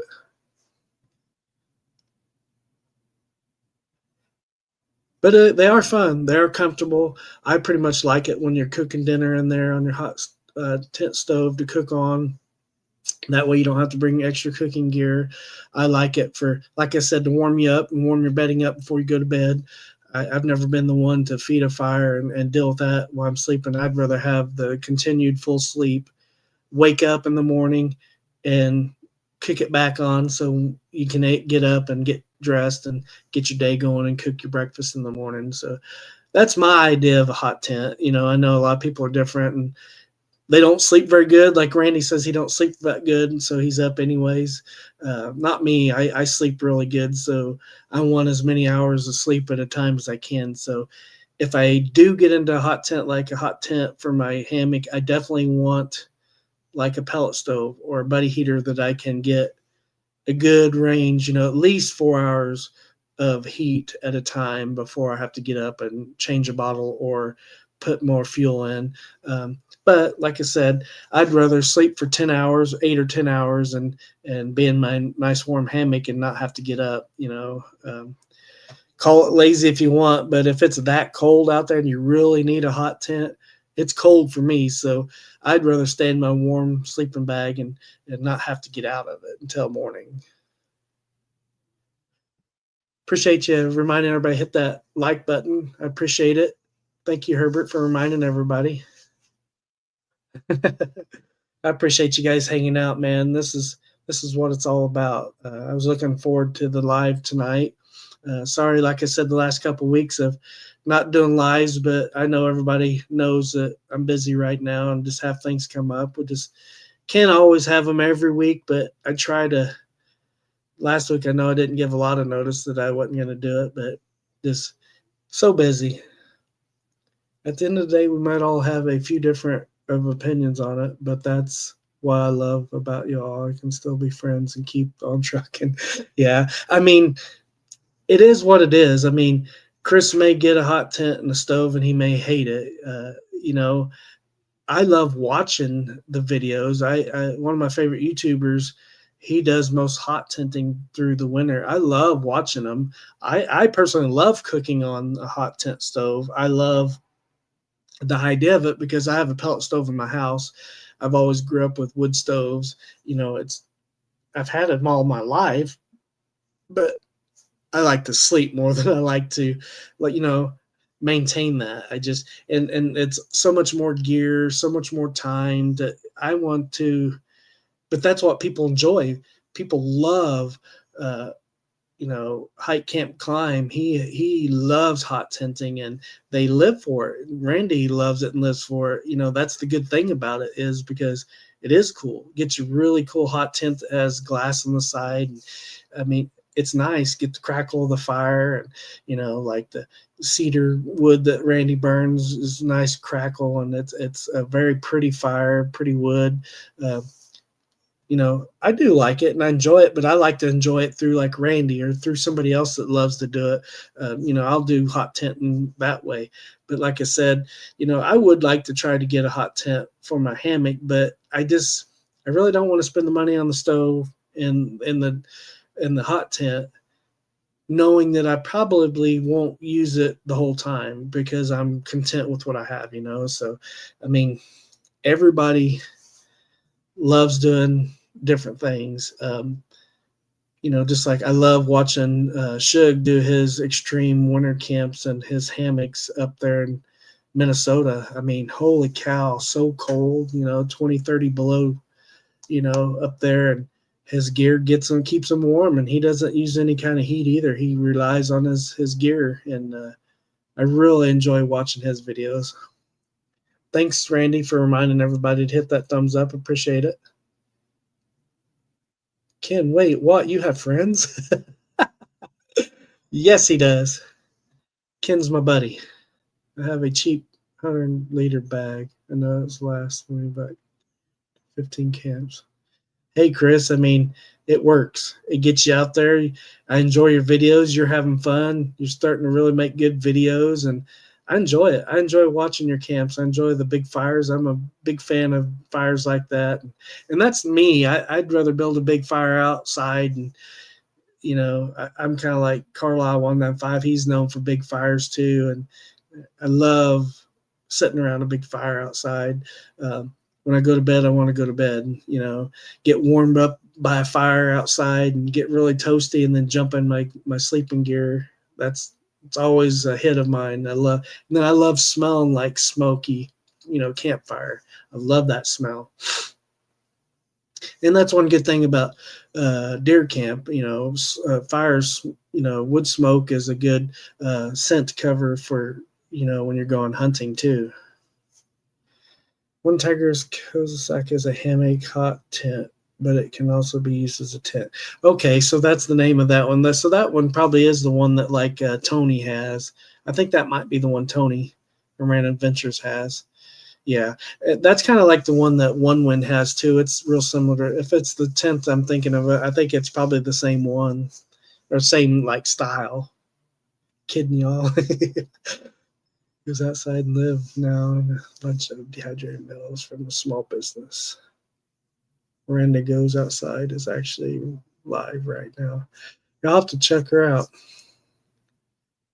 Trying a bunch of dehydrated meals from small business. Yeah, there's a small business out of Austin. Well, they were in Austin, Texas, but they moved up to Denver, Colorado now. But they're called I don't know what they called, but they have three dehydrated meals right now. They're a husband and wife that are through hikers that started a dehydrated backpacking mill. Bowl and Kettle is the name of that company. They have crawfish etouffee. They have um, Mexican grits, corn, um, super good, and they have a chicken tiki marsala. Is the three meals they have right now. I've tried each one of them. Super good meals, super good meals. Actually, really good couple, and they're a small business. I totally recommend them. Bowl and Kettle, if anybody is interested, and they're super high quality. They're some of the best dehydrated meals I've personally tried so far.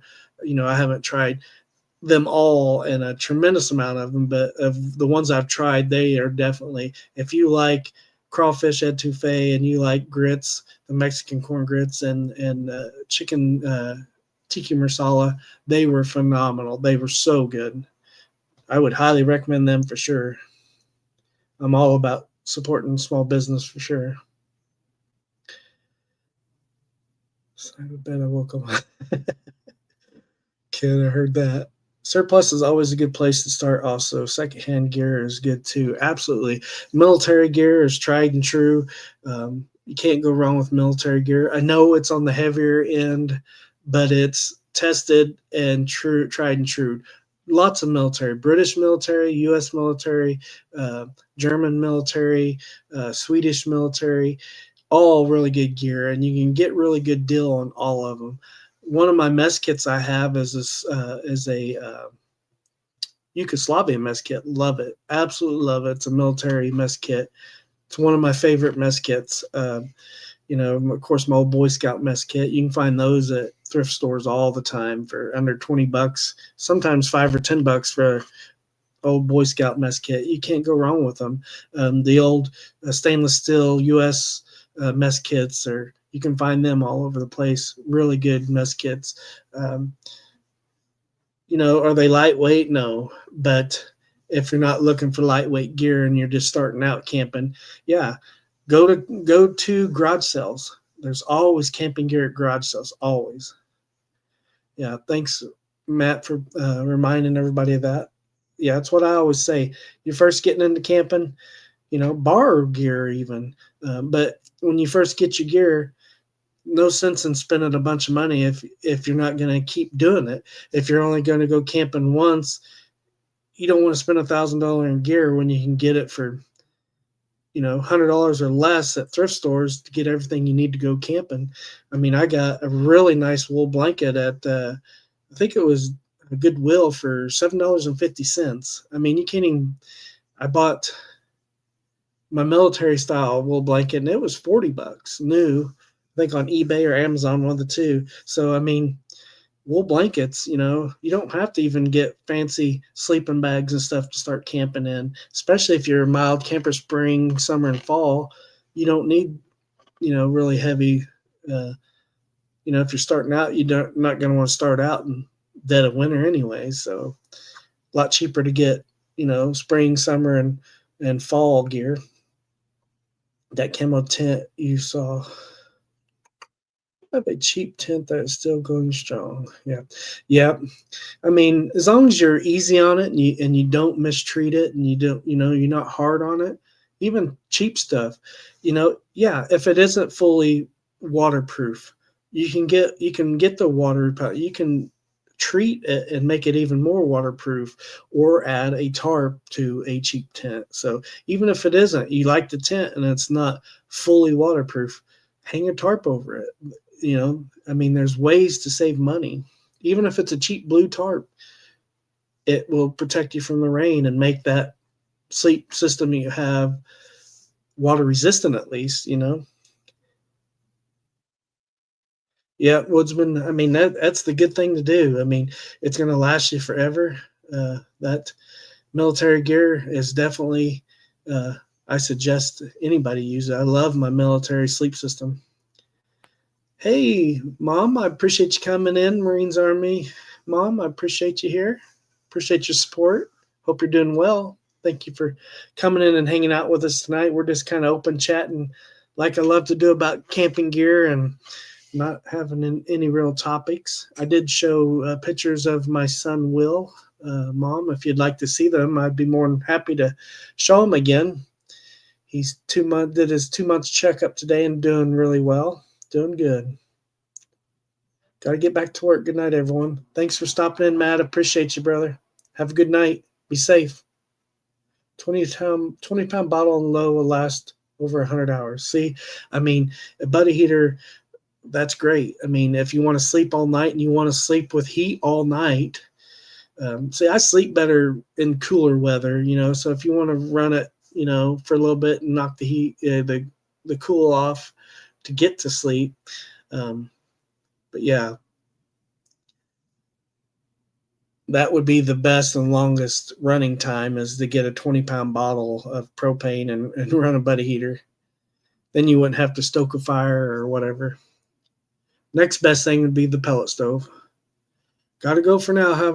You all have a good night. Appreciate you stopping in, Randy. Thank you for coming in and hanging out with us tonight. Hope all's going well with him.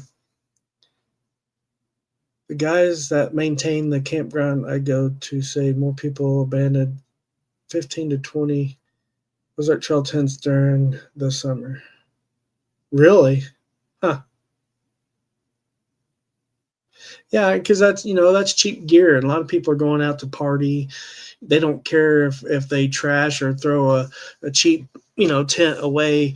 A lot of these people are just going out to party, and they may not even plan on doing it again. So they're going to go to Walmart and spend $20-$30 on a cheap tent that'll last them one night or a couple nights. So yeah, it's true, Herbert. I think that's what I've seen at one of the campgrounds that I did the camp in my wife's SUV. There was a tent that somebody had left there. Old. It kind of looked like Ozark Trails. It was definitely a cheap tent.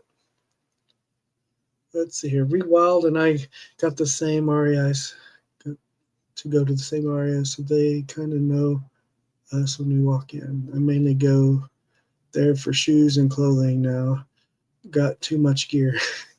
Yeah, when you're like us, you usually got the gear that you're happy with. And, once in a while, if you do get new gear, it's to like an addition that complements the gear you already have, or something wears out, or they come out with something new that kind of goes with something else that you have. That's kind of the way I add to. I mean, there's always a few things that I would like to have to add to my camping gear, but for the most part, I have everything that I need for every season.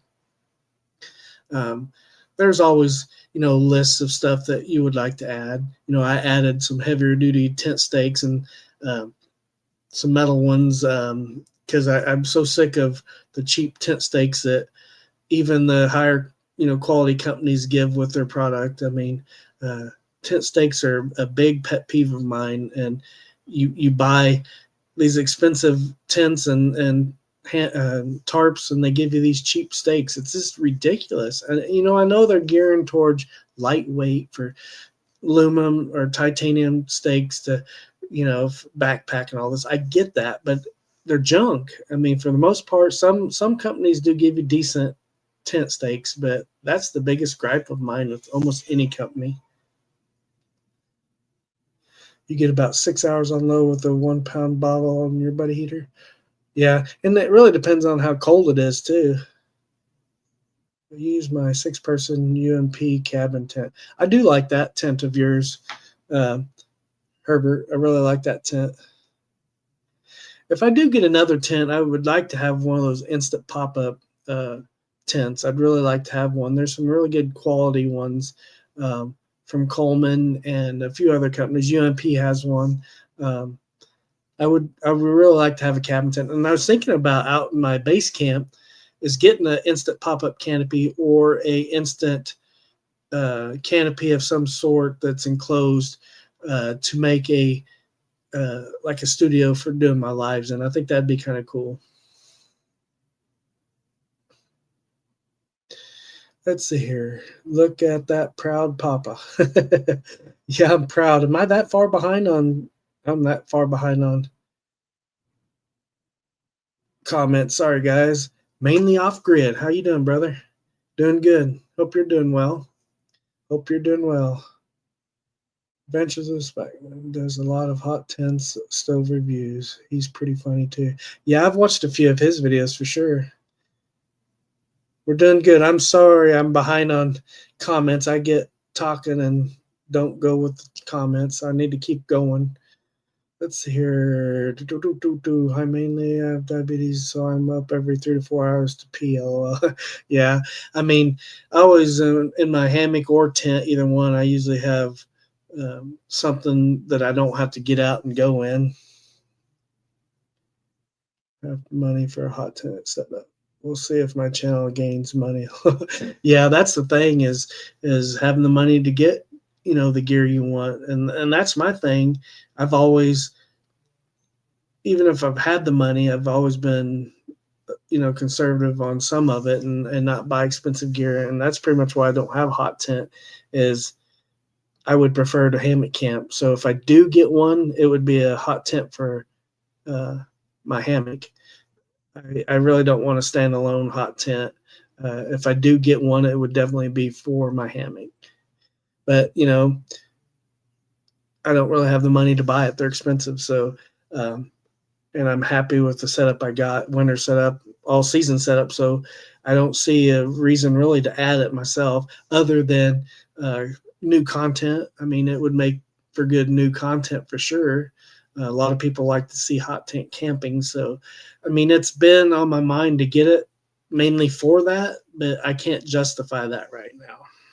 Maybe someday if the channel grows more. And like you say, uh, Chris, if you get to where your channel, and that's all I really would like is for my channel just to give me enough to get new gear to make new content or stuff that people would like to see, but I'm not going to go out and spend thousands of dollars on gear just to put out new content. I can't.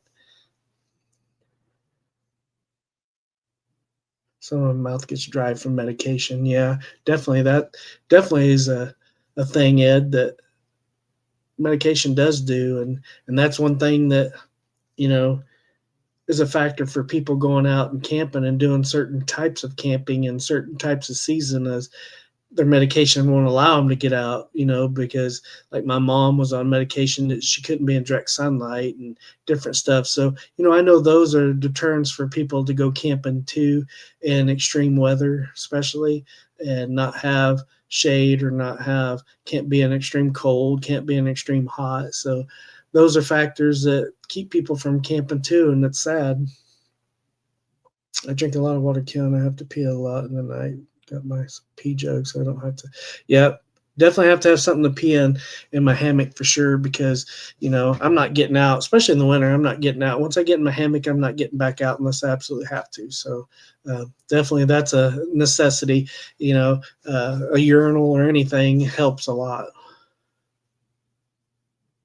Let's see, your shy guy. I've done the same. Haha. Yep.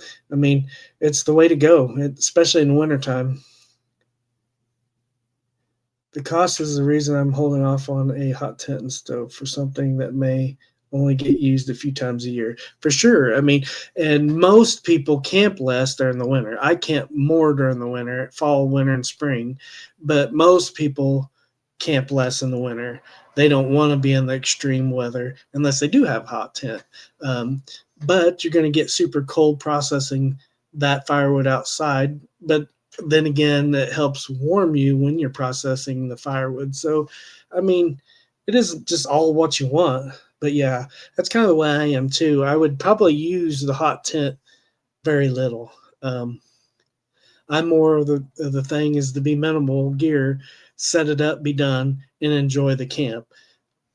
I enjoy more of the cooking. I enjoy more of the hiking, more of the chilling out and enjoying the camp than setting up a million things, and it takes 4 times longer to set up my camp, and takes more time to process the wood. And that's why I don't really, I mean, it's not that I'm lazy. I've, like I said, I processed firewood growing up and done it, but I want to relax and enjoy. I know that type of thing is relaxing and joyful for most people. That's why they do it. But I'd rather read a book. I'd rather catch up on, especially in the winter when you have more dark time. I use that time for reading. I use that time for editing my videos. I use that time for catching up on your all's videos. I do love the winter for that. I know a lot of people don't like it because it gets darker earlier, but it helps me keep ahead of watching your guys' videos. I'm still got a lot to watch and catch up on from the time I was gone. So I will watch your guys' videos, I promise. Sleep between two dogs and you'll stay warm. Absolutely, Woody. Yep. Or your significant other, your wife. Definitely. Body heat's a good thing. The Cossack is nice. I got to see two in action at the Yates Place hang last weekend. Awesome.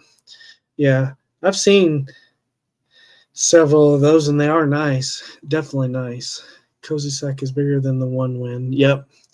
Yeah, the One Wind is perfect for the hammock and with the mod poles. I probably should have made a video on it, but I didn't. I made my own mod poles for my One Wind uh, billow tarp over the weekend, camp weekend. So they work great. I love the mod poles for my tarp. Help a bunch. But I did make some. I just bought some. The One Wind mod poles are, I think, 56 inches long, folded out.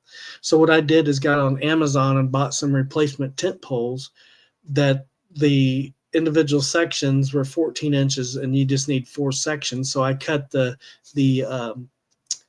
uh, shock cord and barrel tied them together, and only, I think there were 7 sections, and I cut it down to 4 sections so you get that 56 inches. So I made my own mod poles. Yeah, the mod poles are only like $26 from One Wind. They're not that much, but I think I bought the tent pole 2 sets, and they were like $17. Didn't save a whole lot of money, but it was something I could make my own, and I didn't have to pay for shipping. Didn't have to wait for them to get here from One Wind, which that stuff doesn't really take that long to get here, but they work great. I love them.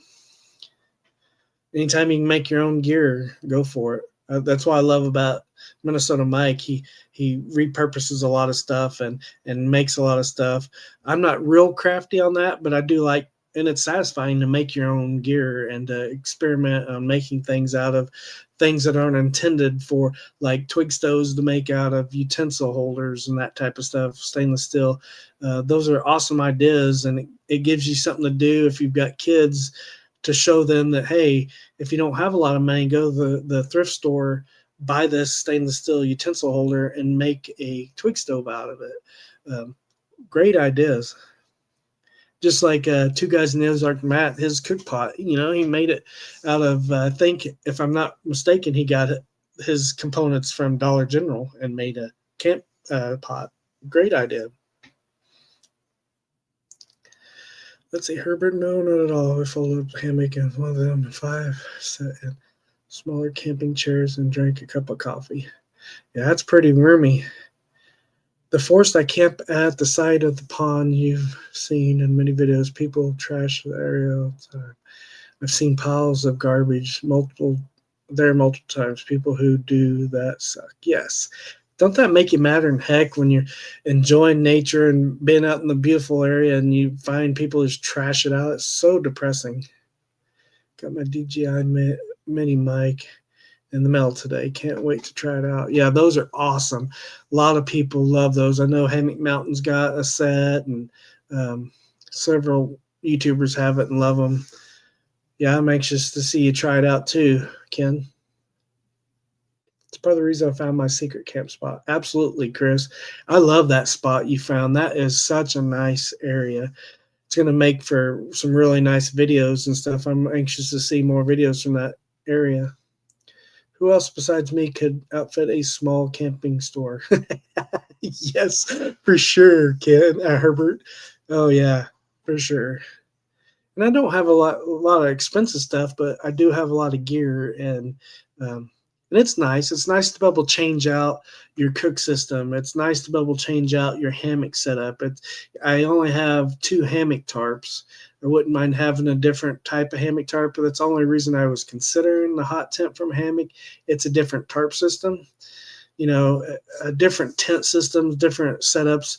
I wouldn't mind having a couple different tarps for tarp shelters. I can use my one hammock for tarp shelters.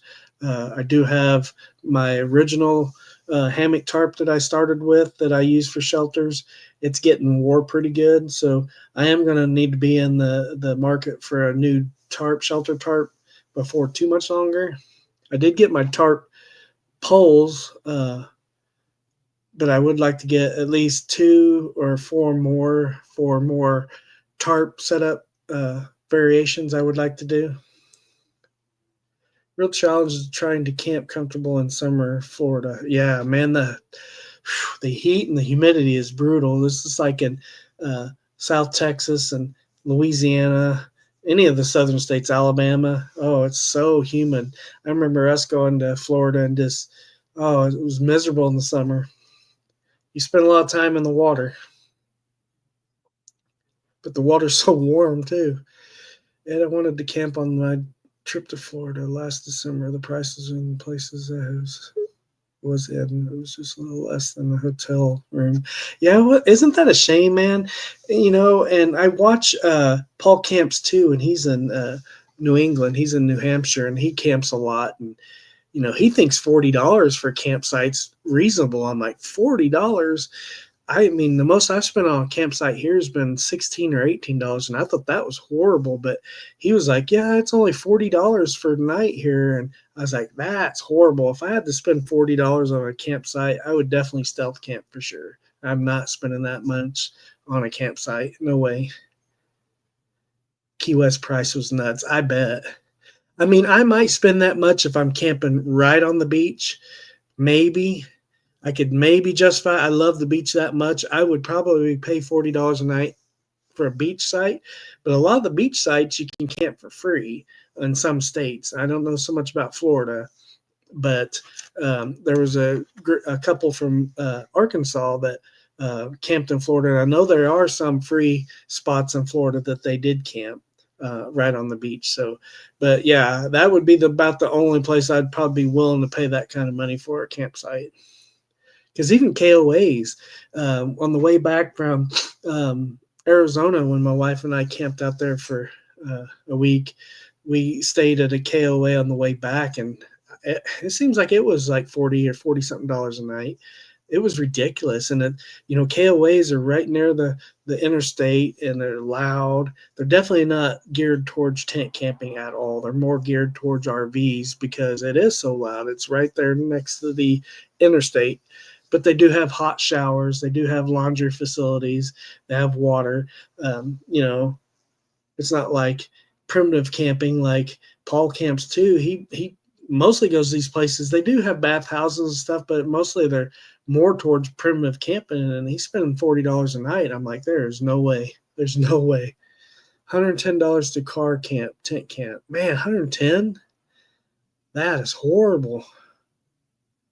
Yeah, sounds like it. No. Hey, Outdoors Within. Appreciate you coming in.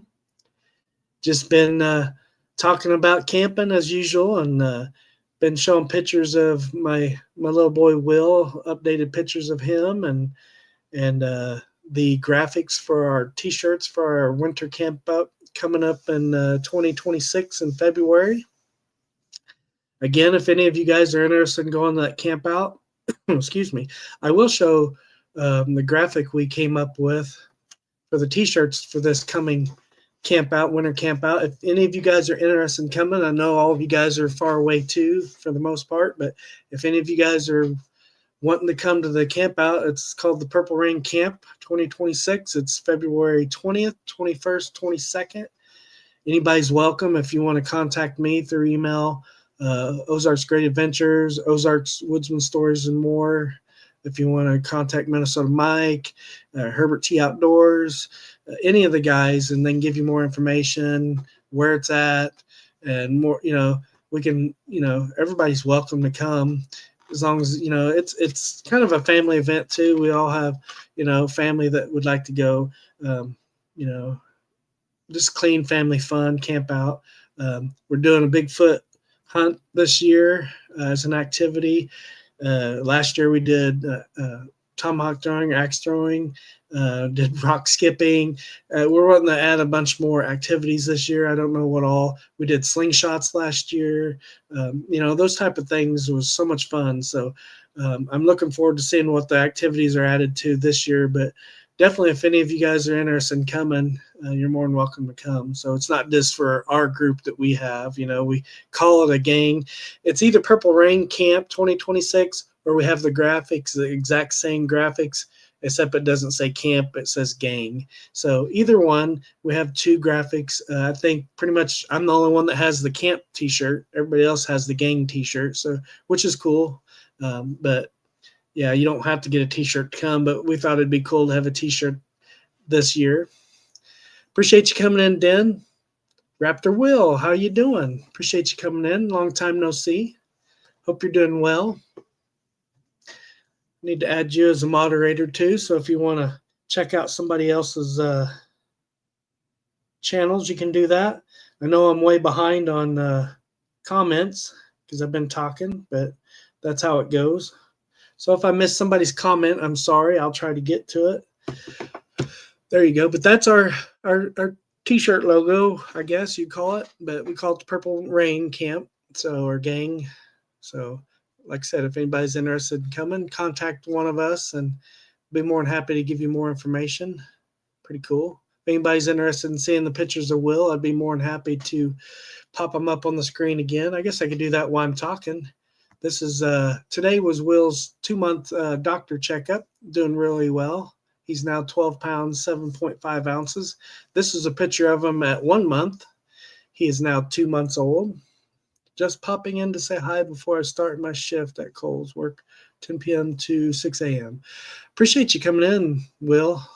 Really do. I met Will at the Knoebels Tony's meetup, so really nice guys. If you guys haven't watched his channel, he good fisherman like Nolan there in PA, so really good guy. So go check out his channel. He's got a really good channel. So I like giving everybody moderator status so you can check out each other's channels. I like my One Tiger's hammock tent, but Red Camp has a cheaper one that is windows. Yeah, I seen that one. Dan, appreciate you reminding me about that one. Yeah, that one is a good one, and I do like the window idea in that really well. Which, if you're a good seamstress, you could actually make windows in one if you knew how to do that. But I don't have the equipment to do that really. You should definitely do a video on those poles. Yeah, I think I will, Ed. I may get another set to do it, but it was kind of a fast deal that I had to make them, and so I could have them this weekend to camp at deer camp. So yeah, I didn't have really time to video it, but yeah, it's really simple to make your own mod poles. I thought it worked out pretty well. So yeah, I may end up making another set and videoing it sometime. I need to make a video too. I've got the stuff to refill my liquid refills for my thermocell. I don't have the thermocell that has the pads and the fuel cartridge. I've got the one that's rechargeable electric that heats up the liquid refills for the thermocell. So I do have the stuff to make, and I figured out how to refill those thermocell refills for a fraction of the cost, because a 2-pack of those thermocell liquid refills are like $30 to $40, somewhere in that. Pretty expensive. So definitely going to start refilling my own thermocell refills. Mod poles are a game changer. I'm super happy with mine. Yeah, I love it. It increases the square footage in there, quite a bit. I mean, you can move around a lot more, and you're not hitting your head on it. And especially if it's not as cold, and you can raise your tarp up higher, you get a significant amount of room more in your tarp with the poles. Colton, how you doing, everybody? Colton, this is my nephew Colton. Appreciate everybody saying hi to Colton. Sorry I'm so far behind on comments, guys. I'm trying to keep up, but I liked your hammock setup you sent me, Colton. If you definitely want to go camping, just text me. And any weekend, if you want to go camping, man, let's do it. Or in the week, if you got time off in the week, let's go camping, man. He's got a Jeep and a nice hammock setup. He's got a flat lay hammock and tarp setup. I do like my 20 by 14 tarp, either tent or hammock camping. Yep. That's huge. Yeah, that is big. Mine's a 10 by 12, which I like a lot. You need to get the hideaway tarp from Hanging High Hammock. It's amazing. Yeah, it's a lot like my One Wind billow tarp. It's almost identical to my tarp. That's the only reason I haven't bought the Hanging High. I definitely want to buy it so I can keep the One Wind billow tarp with my One Wind hammock, and then that way I can have the hideaway tarp for my Hanging High hammock. So I have both for the full setup. I'd like to get the under quilt and everything too, but yeah, for $40, it better have a electric. Yeah, better have electric for sure. In a bathroom with a shower, Herbert. Yeah, absolutely. See, $10 a night, well, $20 a night at Holston Mills, you can get full hookups, and you have a shower room and a bathhouse too that you can use at Holston Mills. So, and it's only $10 for non-electric, $20 for electric. So that's pretty cheap. Beach sites are free near Jacksonville.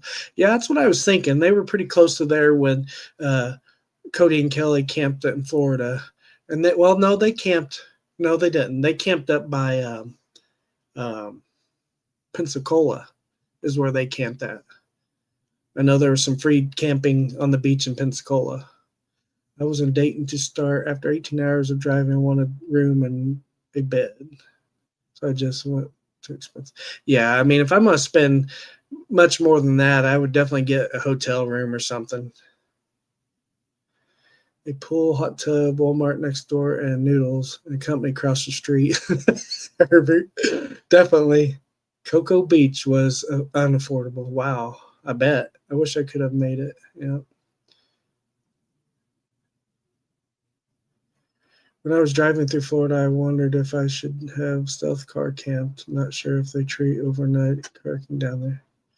Yeah, I've stealth camped in my vehicle many times on road trips, especially going to California and stuff. And if you sleep in roadside rest stops and stuff, it's not too bad. Truck stops, like Buc-ee's, certain gas stations and truck stops aren't bad to car camp in. Um, Definitely Cracker Barrel. Some Walmart still lets you. Not too bad. We'll have two national forests that's free. Yeah, and that's one good thing about national forests. I love it. We have so many millions of acres here in Missouri. National forest, it's free. I really enjoy camping. MD, just everyone knows today is the United States Marine Corps' 250th anniversary. Congratulations, Ken. Appreciate it. Appreciate your service too, my brother. Thank you. Yeah, I'm off on Tuesdays through Fridays, so we can plan something out for sure. Yeah, if you want to if you're up for going to National Forest, I've got a really cool spot in Mark Twain down by Chadwick. That's really a good spot if you're interested in hiking in. Isaac and I found a spot that we hike in about a mile. It's only a mile in, but it's a really nice place to camp, Colton, if you're into primitive camping, or if you want to do camping at Holston Mills. It's kind of in between you and us, maybe a little north of you. But yeah, text me and get with me, and I'd like to do a camp out for sure. Daniel, Hammock Mountain, appreciate you coming in. How you doing? Just talking about hammock camping and hot tent camping and camping in general as usual. Appreciate you coming in. We always enjoy your input on everything too, Daniel. Colton, if you don't know everybody here, I'm going to make you a moderator and check out everybody's channels here. A lot of people in here, everybody's campers, but we do have a lot of hammock camping. Hammock Mountain does a lot of stealth camping. I met Daniel at Pennsylvania at Random Adventures 2.0, Tony's meetup, and Knoebel's theme park in Pennsylvania in May. Really good stealth camping hammock camper. Adventures with Ken does hammock camping. He also does regular tent camping. Herbert T Outdoors does tent camping. Ed Chaos is a hammock camper. Let's see here. Ozark's Woodsman Stories and More. He does stories, but he's in woodsman. He likes to hunt. He likes to fish. He does tent camping. Adventures with Ken, I said that. Shy Guy Adventures, he does camping, ASMR camping videos. He does tent camping. He hikes in and tent camps. Cool guy. Check out his channel if you want some good content. We're all pretty much small YouTube creators. Hammock Mountain's probably the largest YouTube channel in here tonight at the moment. He does really good stealth camping. Everybody here is such cool. This is a really good community.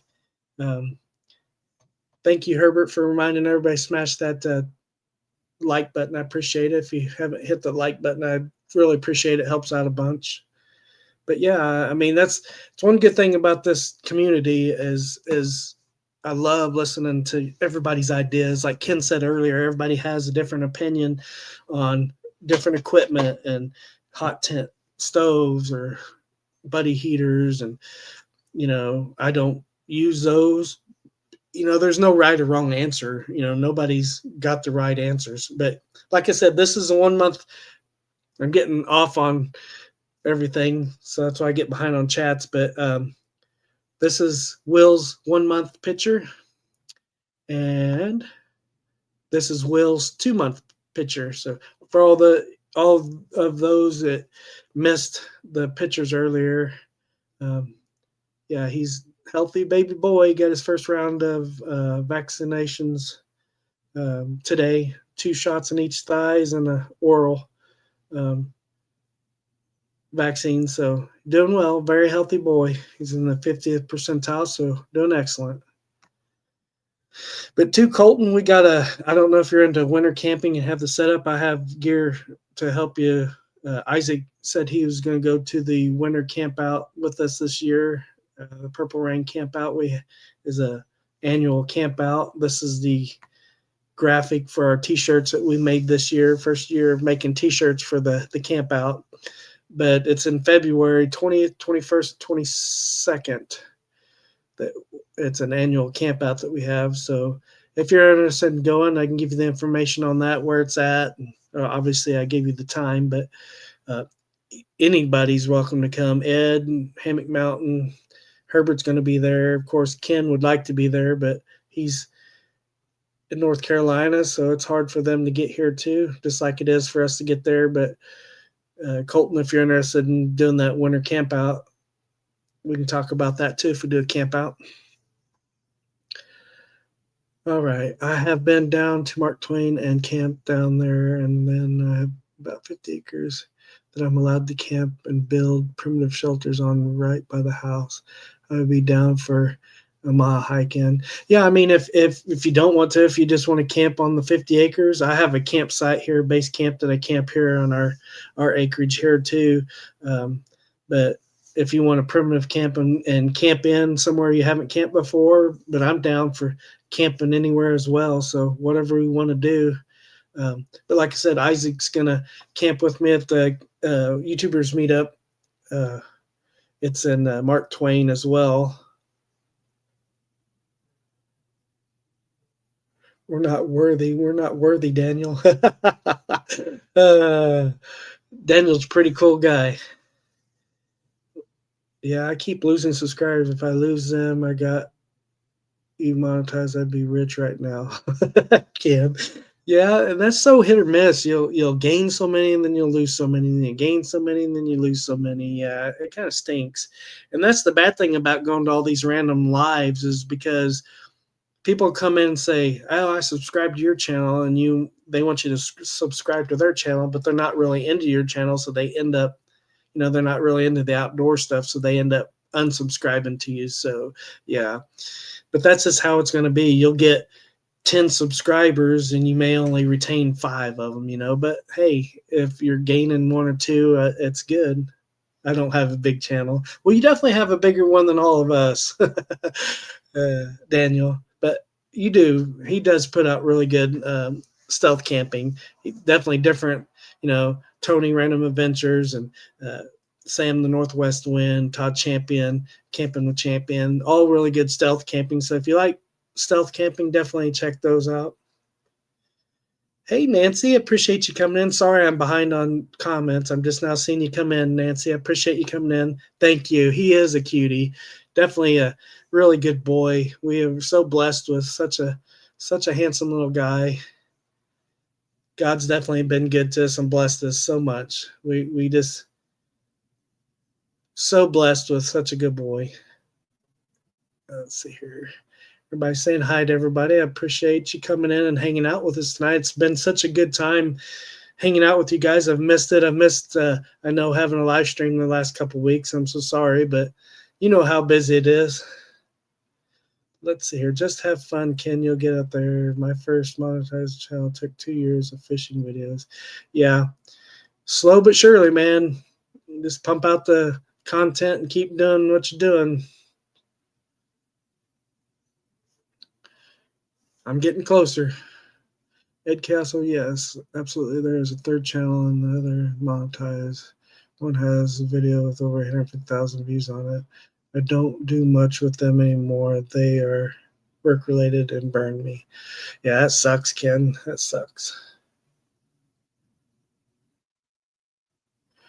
I'm not losing subscribers, but my best video can't get traction. Yeah, and that's so funny is, you'll think you bombed a certain video. You think a video is your worst one you've ever done, and it ends up being the best one you've ever done. It's just so random. I mean, it's hard to read your subscribers sometime, and sometimes most channels, your subscribers are or your viewers are unsubscribed people that hasn't subscribed. So it's so weird.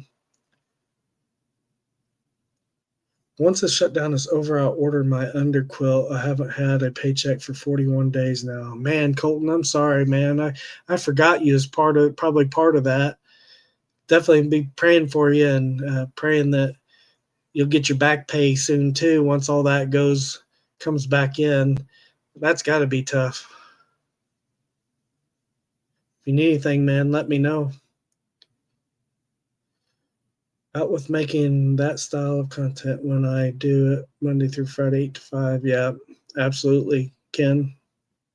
My biggest up and down was I gained 18 subscribers, then 6 hours late when I work up, I lost 15. It was insane. Wow, 15? That's crazy. And some people end up subscribing and they think they like outdoor channels or whatever, or maybe it's just the content you put out they don't enjoy watching. But some people like watching ASMR, some don't. Some don't like the repetition of, like, there's a couple of ASMR channels I watch. They do the same thing every single time, but they switch up the gear. I love that. I love watching SB Outdoors Adventures. He does the same location, same thing, hot, but he switches gear up, he switches his food up, but he does the same thing over and over again. I absolutely love it. It's an amazing channel. I really like his channel. Let's see here. If I had a nickel for every sub I lost, I could afford a good hot tent stove and a new truck to take me camping, Herbert. Yes, probably so. Me too. Yep. I'd be at 1,000 by now if I would have retained all my subscribers for sure. Hi, Woodsman. Woodsman's lurking. There he is. I knew he's still here. Oh, Herbert, ain't that the truth? Absolutely. They come and they go, but that's the way it is. My biggest video is one of most worried about making. I got over 1,200 views. Seeing that's crazy. You know, you think, this ain't gonna do very good. Just like when my shorts is done like 3,400 views, and it was about food, which I know people like food, and a lot of people like watching you cook on videos, but you know, it's this videos that you don't think that are gonna do good. Just like the lives. You know, I don't really care if a live does super well. I mean, yeah, you would like it to, but I like the interaction with you guys. This is what I look forward to doing YouTube for, is the interaction with the lives and talking to you guys. Iron sharpens iron, and you get ideas. When I do my structured live videos and we have topics on camping and hiking and fishing and hunting, those, you know, the insights, getting to talk, getting to know you guys. I've made such good friends. You know, this has helped me. I've told you many times, helping me through losing loved ones in the past 2 years. And um, you guys are family to me, you know, and I appreciate you guys always supporting me and being here and watching my content and being there while I was out, you know. Appreciate you guys. Like we say over and over again, Herbert and Daniel and all of us, and you know, we're such an awesome community, and it is the best community on YouTube by far. I mean, everybody's willing to help each other out and give each other ideas, and meetups. And Minnesota Mike went out of his way to come down and orchestrated getting this mini meetup together a few weeks ago, and we had a blast. You know, getting to meet, you know, up with everybody and hang out with Johnny on his property was amazing. Had so much fun. I won't subscribe to the channel until I've watched a few videos of theirs. I won't sub to someone because they do same content. I have actually liked them and their channel first. Yeah, Ken, that's really what people should do, you know, and just because they, like we talked before, just because they subscribe to your channel and don't watch your content, it really doesn't help your channel, you know. um, definitely definitely you have to like it and want to support it. I got 12K views on a poor video on and on Thread Shark. Really? Huh. 12,000 views. Wow.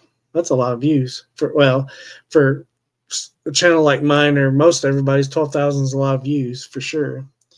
Never had a shot get many views. A short, you mean? My best performing video is 15K, and all I did was broke my hammock. Oh, I remember that. That was a bad deal. Strap breaking. You know, yeah, and you're always just one video. You know, any channel's just one video from really blowing up. You know, I think that one video I remember Todd doing that really set his channel off, and you know, definitely Under the Bridge was one of his really good videos. I think that really helped his channel take off for sure. My secret campsite is my best performing video right now. It hit almost 1,600 views. Wow, that's good, Chris. I haven't actually looked at that lately to see how many you've had. That's awesome, especially for a long form video. I would be happy with those views for sure if you could get those on each one. 8 short, yeah. Yeah, shorts for me is mostly, I get quite a few views on them, but it's mostly you'll get new traffic to your channel, and that's where you come across like lives and shorts. It'll bring people in and they'll subscribe to your channel, but not all of them stay but that's why I kind of put on my shorts more what my channel's about, and they know it's outdoor related. So when they're clicking on it, they're already kind of got an idea. And just like this weekend camping, I think I got 10 or more subscribers just on those shorts that I did. So, I mean, that's not a tremendous amount, but for a small channel, I think that's pretty good in, you know, 2 or 3 days. But it's fun. I like doing shorts too because um, people like watching them in the reels. I find myself watching reels once in a while. I'm finding new channels that way as well. Um, I don't have a lot of time to watch long form videos, and most of the long form videos I watch are all of your guys's, because I want to support your guys's channels. But I do watch reels once in a while. If I really can't subscribe to too many more channels because I've got too many that I have a hard time supporting as it is. So that's my big thing is if I go into lives like Mainly's lives or Skeeter's lives or somebody else's lives, and these people are subscribed to my channel and they want me to subscribe back, and I know I'm not going to watch or support their channel, it just I feel bad, and they're the ones that end up unsubscribing because I don't subscribe back. So I mean, it's everybody knows that's what happens. I got good views on my 6-man tent video. If you search Amazon 6-person tent video on Google, usually one of the top 3. Yeah, yep, that was a good video, Herbert. My big cat short received 3.7 thousand views. Shorts are stupid. Shorts are stupid. Yeah, they are, and then I do like shorts because I find myself watching short reels quite a bit on the reels. Um, they are awesome in a way. They don't really help you for your watch hours, but they do. They do give you a few watch hours, but not very many. But it's shorts are really for my channel is really how I get new people to my channel. Because I prefer doing the horizontal lives like this geared towards you guys because I'm really doing my lives because I like talking to you guys. I enjoy it when new people come in, but I do my lives to interact with you guys and to talk with, you guys are my family too, and to get ideas and get your opinions on stuff. And just to add, when I do have um, outlined lives, you guys add so much more to it. It helps the new people that come in or the inexperienced people coming in to give them other ideas and opinions and views on the same topic. Um, it's great, and if we can help one new person, that's what it's all about. I want people to get out and enjoy the outdoors. If it's just hiking and they never camp, if they get them outside, we've won. That's great. I want to see more people go outside, especially young people. And if parents come in and they don't want to camp themselves, but if it encourages their kids to want to camp, that's what it's all about, for me. I've watched my first fishing video and what I caught. It's silly that the short got so many views. Yeah.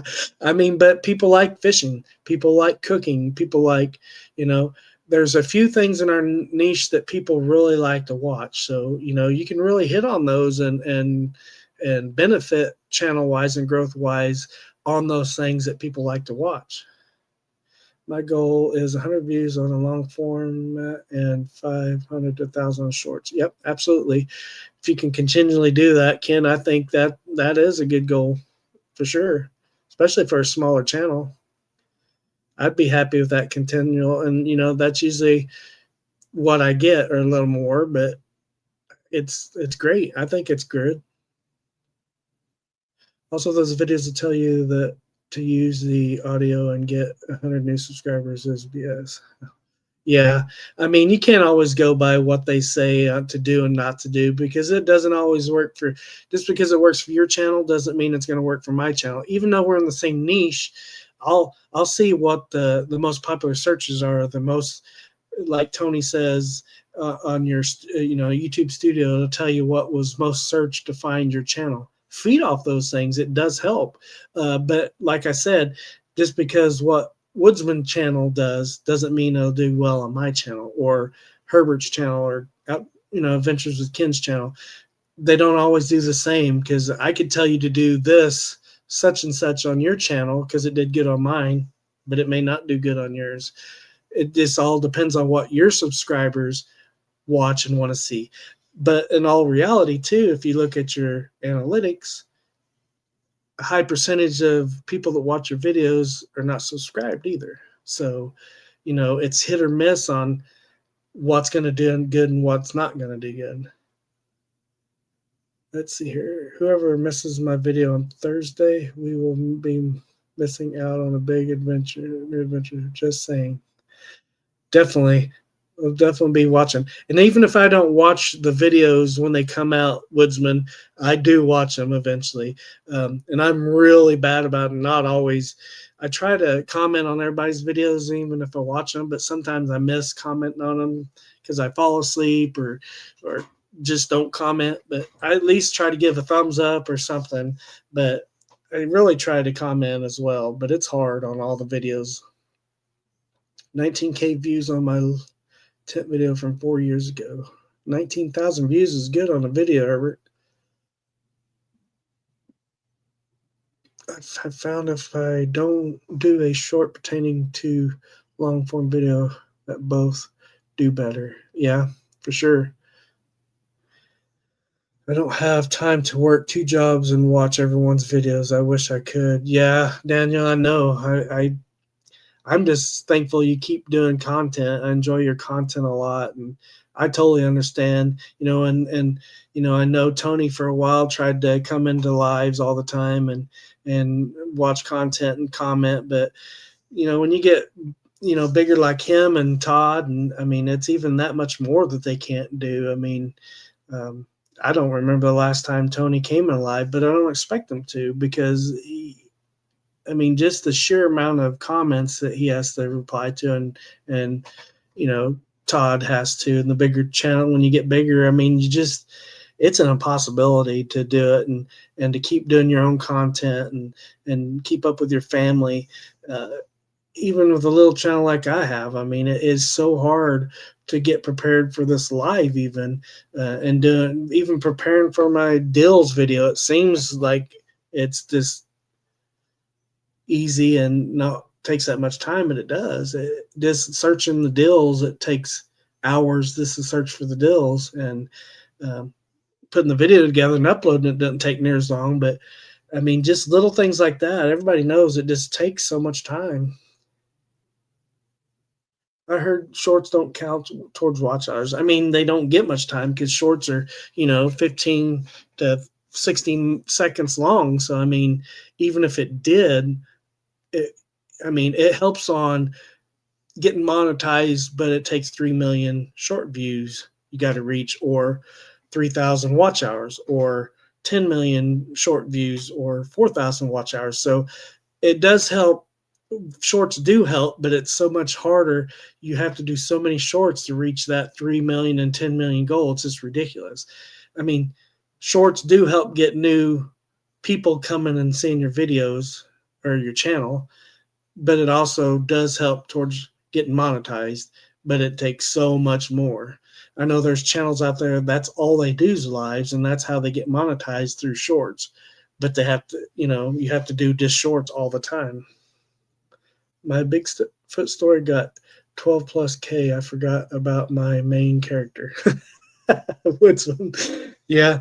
Anytime you usually have the word Bigfoot in a video, you usually end up getting a lot of views. But a lot of those videos that put the word Bigfoot in are getting or clickbait. They just say Bigfoot. I'm camping in Bigfoot forest this weekend.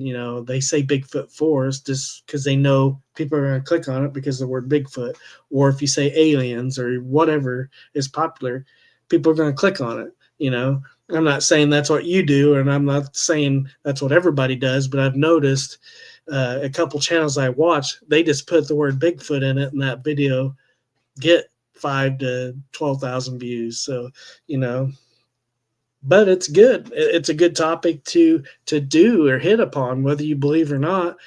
It does do good for views. So I don't, I don't put anybody down for doing that, as long as you integrate that into the video you're doing. Like, at our camp meetup, we're going to do a Bigfoot hunt or, whatever documentation, but we're actually going to be doing that. We're going to actually be, on site doing that. And that's what we're going to be doing. So it's not like you're doing it for clickbait, but it's also going to be fun. It's also going to be a topic that a lot of people enjoy. I'll enjoy it even if I don't really believe in it. I'll enjoy doing it, just like I'd enjoy looking for aliens or whatever. I don't believe in them, but it would still be fun activity to do. It'd still be good to be open to want those things to actually be true, but you know, it's just, if you can fit it into your niche and your channel, why not? You have too much music, people's videos while connecting to Bluetooth. Yep. Shorts do count, just not the same as the long videos. Absolutely. It takes so much more, it takes so many more thousand views to get any watch hours. But it's been helping a little bit. But like I said, it's mostly for channel growth that shorts I seem to help my channel anyways, not everybody else's but mine. I earned zero point 0.3 cents on shorts last month. I'm gonna buy a new hammock with all that money. Daniel. Yep. That's crazy, That is crazy. And it's not all about, I mean, just because you get monetized, your revenue is going to come, like Todd said, off of um, getting review, e-bike reviews and all that, and people buying, uh, you know, product for you, to new gear to help you, or to buy your merch, or to, if you got memberships, to pay for memberships. And that's where you're really going to make your money, or buy you a coffee, or Patreon, or all those things. Or that's where you're going to make money, unless you start making 100,000 to 300,000 views per video. I mean, you're really not going to make a lot of money on YouTube, no matter how big you are. If you're not getting those views and the watch hours. It takes a lot of views and watch hours to make a decent money off of YouTube, without all those added things like memberships and super chats, and people buying your merch, and all that stuff. I mean, that's why, Todd hates to do e-bike reviews, but if you're making money off of it, I would like to have an e-bike. I enjoy those e-bike reviews. I think it pertains to the outdoor community. I mean, we can use them in videos to make camping videos. I could put my back on and jump on an e-bike and do an e-bike video. I'd like to do one on I got my dad's mountain bike when he passed away. So I'd like to do one on a regular mountain bike and do some camping videos with that. I would like to eventually afford to be able to get an e-bike and do an e-bike camping video. I think that's relevant for our channel. Not for everybody. I'm not saying everybody be interested in doing a e-bike camp, but I think it'd be cool. You saying, but don't count. Yeah. People like bloopers, absolutely bloopers. And if you have something that happens, and don't cut it out, like, Daniel Hammock Mountain, had that strap break on his hammock and he didn't cut it out. That was good. I mean, I was hoping he didn't get hurt on it, but, those things that let people know that you're real and that you're not just editing out every mistake you make. And definitely, and like you say, Herbert, make a blooper, actually blooper reel would be cool. I know a lot of YouTubers that put out a video once in a while of just bloopers of multiple videos. I find them interesting and really funny. I enjoy them. Daniel, but a mansion ahead instead. Yeah. Just make a lot of shorts, LOL. Man, that'd be a lot of shorts.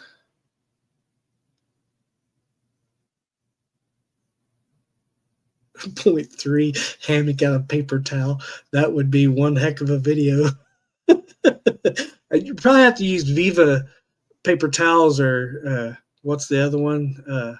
Viva used to be Job Squad, I think. Paper towels, and what a Bounty, I guess, be the strongest paper towels. That's a brilliant idea, Herbert. Yeah, that would be good. That would be hilarious. The things nobody talks about is the thing you should be making videos on. Absolutely. Yep. Just be sure to include me in the video credits. Get royalties off that credits, right, Herbert? I have a large and semi-large Instagram account for different kinds of content. I have to give up on seeing everyone's posts. It's so bad with work that I have to stop posting regularly on those accounts. Yeah, I mean, you can get consumed by Instagram, TikTok, or Facebook, especially on the reels and stuff. I mean, but you also, I know a lot of people that make good money on Facebook lives and reels, TikTok as well. All those platforms you can actually make money off of now. Once Rumble gets more popular and more people get on Rumble, you have instant monetization, but you have to have pay for the Prime or the not Prime, but the YouTube Premium, like YouTube Premium. They have Rumble Premium. You have to pay for that to get higher video ad revenue. But once that gets bigger and more popular, it'd be an easy way to make money too. Um, I do see an increase in subscribers being back on. I did get back on Facebook, Instagram, and TikTok just for getting more subscribers. Once I was on it before, I got a lot of subscribers off of them, and I got off of them, and I wasn't getting near as many subscribers. So that's why I do a lot of shorts too for YouTube, because I can also use those same shorts for the other platforms to help people find my channel, even through Rumble, and you can link and each different account to YouTube. So it does help traffic getting there. Doesn't mean they're going to stay, but we all know that's part of it. Some will stay, some won't. All right, y'all. I'm headed to bed. I'll catch y'all later. Have a good week. Appreciate you coming in, Ken, and the support as always. Hope you have a good rest of your week. Good night. Oh, glad I was able to catch your live, Dave. Love you too, Colton. I appreciate you. Thank you. And definitely get with me and we can do that camp soon. Sorry if you've already went to bed.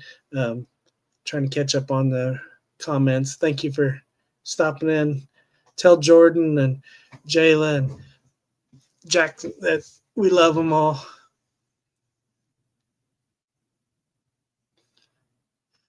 All right. Yeah, I've already went longer than I wanted to. I was going to go how long I've been on, 2.5 hours. I was going to try to keep it at 2 hours, but once everybody starts talking and stuff, I just try to let it flow. So I've really enjoyed being on with everybody.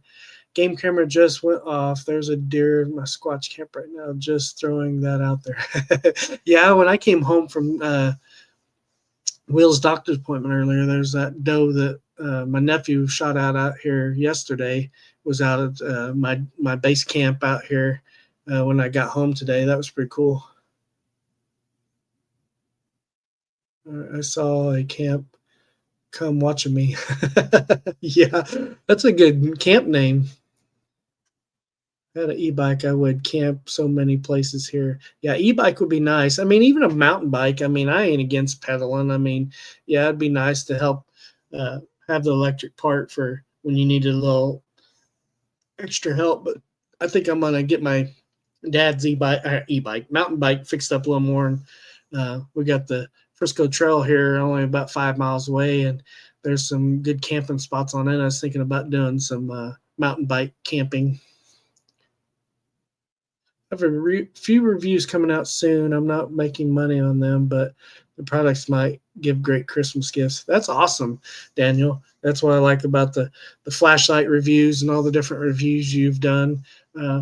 Definitely good help, and I think that's a great idea.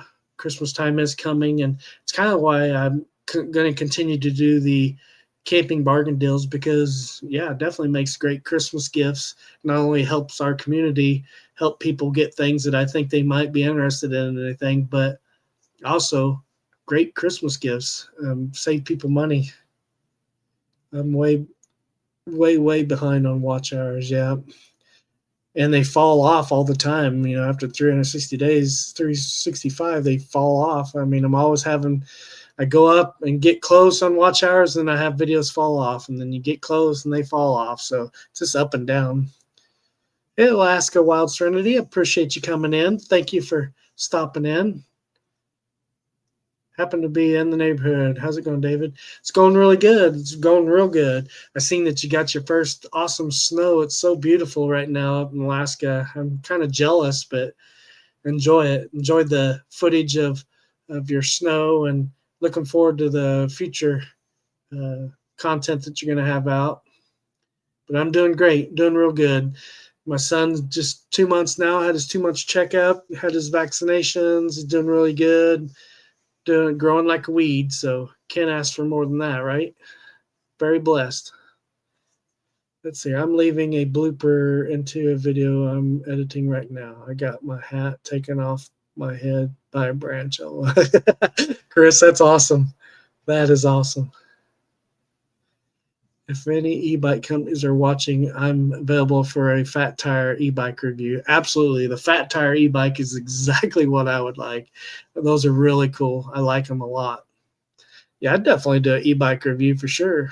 And it'd be an honest review. I'm not going to just do a review and give them a 5-star review just because they give me an e-bike. I would, if they give it to me for an honest review, you know, but a lot of them want to pay you off because they're giving you an e-bike to give them a good review. I know I've been contacted by a diesel heater company and a few other companies, but they want you to either purchase the equipment up front.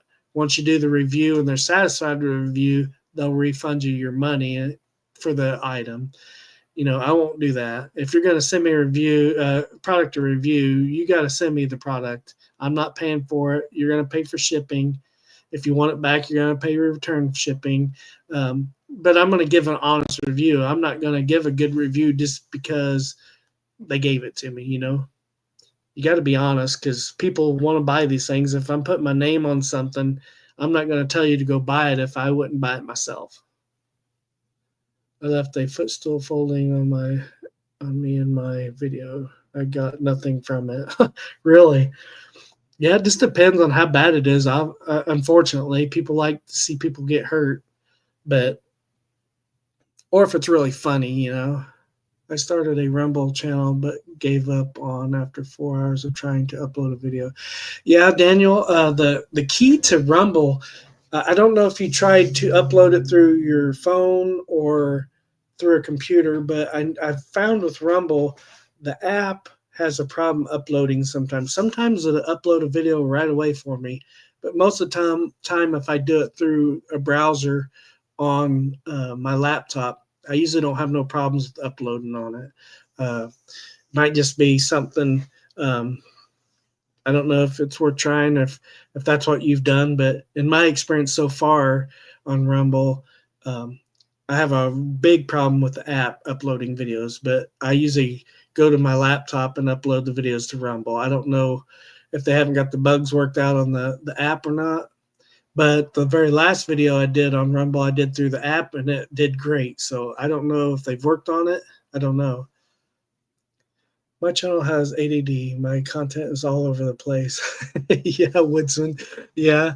And some people like that, I don't know, but it's YouTube has ADD itself, and the subscribers are so random. I mean, you'll have your core group of people that support your channel and watch it all the time, as you know, Woodsman, but then you'll have so many people that aren't subscribed to your channel that watch it or they don't watch it. Sometimes you'll put the same type of video out that did good a month ago, and you'll do another video similar to it, and it bombs. So, I mean, you just got to keep pumping videos out and realize this video may do good, it may not.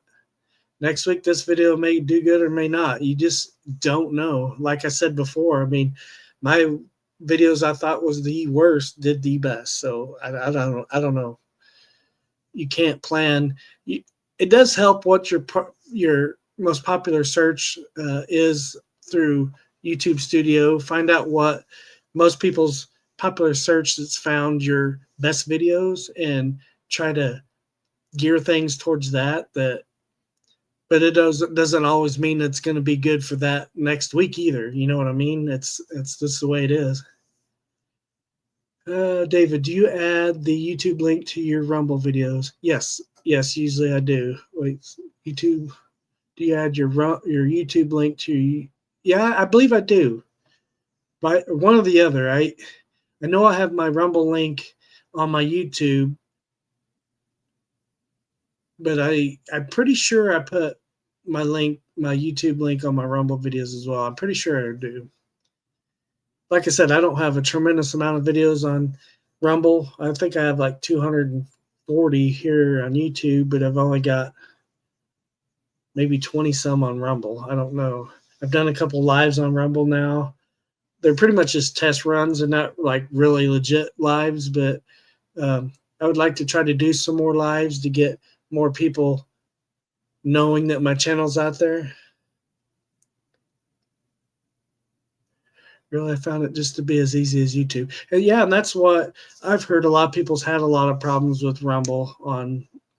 Maybe I'll try it again. Yeah, you do have instant monetization on Rumble, but then again, it's not as popular as YouTube. The ad revenues don't pay as much as YouTube, I guess, but uh, you can start making money right away. And if you do make good content and people really start watching it and you get good followers, then I mean, you possibly could make money, but you need it to work as good as YouTube. And like I said, like Chris said, I mean, for me personally, it's worked really well, but I had to find out the kinks.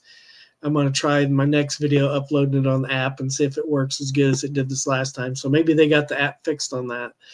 But I've not had a problem using the browser version on my laptop so far, but I have on the app in past.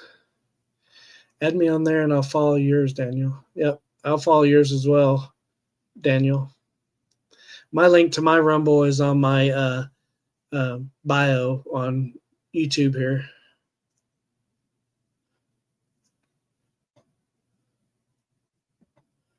Folks, don't forget to watch 210 Still videos after the live is over. I appreciate that, Herbert. Yeah, it went live at 7 p.m. too, my deals. There's quite a few good deals on there tonight. I didn't get as many deals on this time as I wanted to, but I got some pretty good ones. I hope you don't mind, David. Nope, I don't mind at all. That's what we're here for, is to grow everybody's channels. So, yes, I'm single digit temps right now. Glad your son is up and growing, everyone. Enjoy the times. Absolutely. I've always enjoyed all my kiddos. So it's been great. Been really blessed with really good kids. Make a playlist of your lives and we could all do a blitz watch while we are working. It would give you a bunch of watch hours. I appreciate that, Daniel. I do have a play all playlist set up already. I have all my videos, my shorts, everything. I do have a play all list on my playlist. So if you guys don't mind, you can hit that play all and play them all. So I do have all of them on one playlist. Yeah. I forget who gave me the idea to do that last time, but I did already do that. So I do have a play all if anybody's interested. And vice versa for the rest of you. If you guys want to make a play all or have one already, I'll definitely play them. I know Outdoors with Den, I played all his through. He's the one that told me about that. Outdoors with Den told me that to make a play all, and that's what he has too. So I went and played his all, and he played mine. So I appreciate that, Outdoors with Den. First follower of Daniel. Wow, you were? That's awesome. I'll have to go check him out too. We need to pioneer Rumble. And that's kind of why I wanted to get on Rumble right away. And especially the outdoors niche is pretty small on Rumble right now. So I figured getting in on the floor running was good, because once it starts getting popular, and it will, people are getting tired. I'm getting tired of YouTube and it takes so much to get anything from YouTube, and Rumble makes it to where you can get stuff right away. There's people making money on Rumble, but you have to have a good followers and watch hours and everything as well. So become big channels hit there. Yep, you can. I mean, it's just a matter of getting the followers and getting people to support your channel regularly. Yeah, Alaskan Wild Serenity has an awesome channel and an awesome off-grid setup there in Alaska. So if you guys don't all know who he is, definitely go check him out. And he's got a good channel, and he's a really good gentleman. Really good content. If you love Alaska like I do, it's definitely on my bucket list to get up there. Consistency is valuable with YouTube. What I've noticed, absolutely, absolutely. I'm done. You already have a playlist of your lives. Do I? I'll do a blitz watch. I appreciate that, Daniel. I appreciate it. And if everybody else has that as well, hit everybody's playlists and help each other out.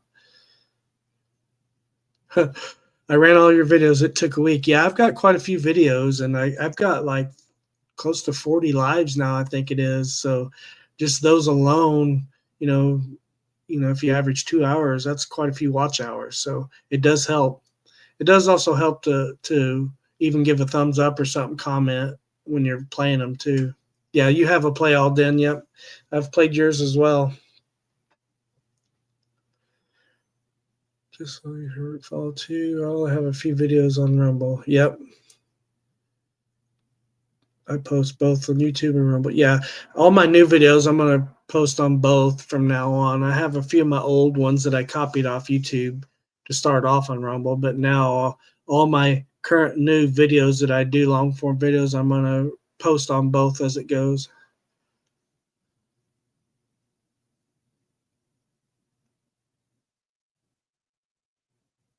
Yeah, Herbert, definitely, and it just depends on a lot of other countries like UK channels definitely have a higher UK following. US channels have definitely a higher US following.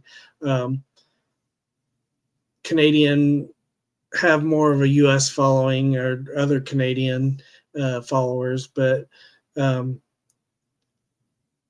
and I enjoy all of them. I have channels I watch from almost every, definitely Sweden, UK, Canada, Australia. I watch a lot of good videos, but I've noticed a lot of them prominently watch their country's channels.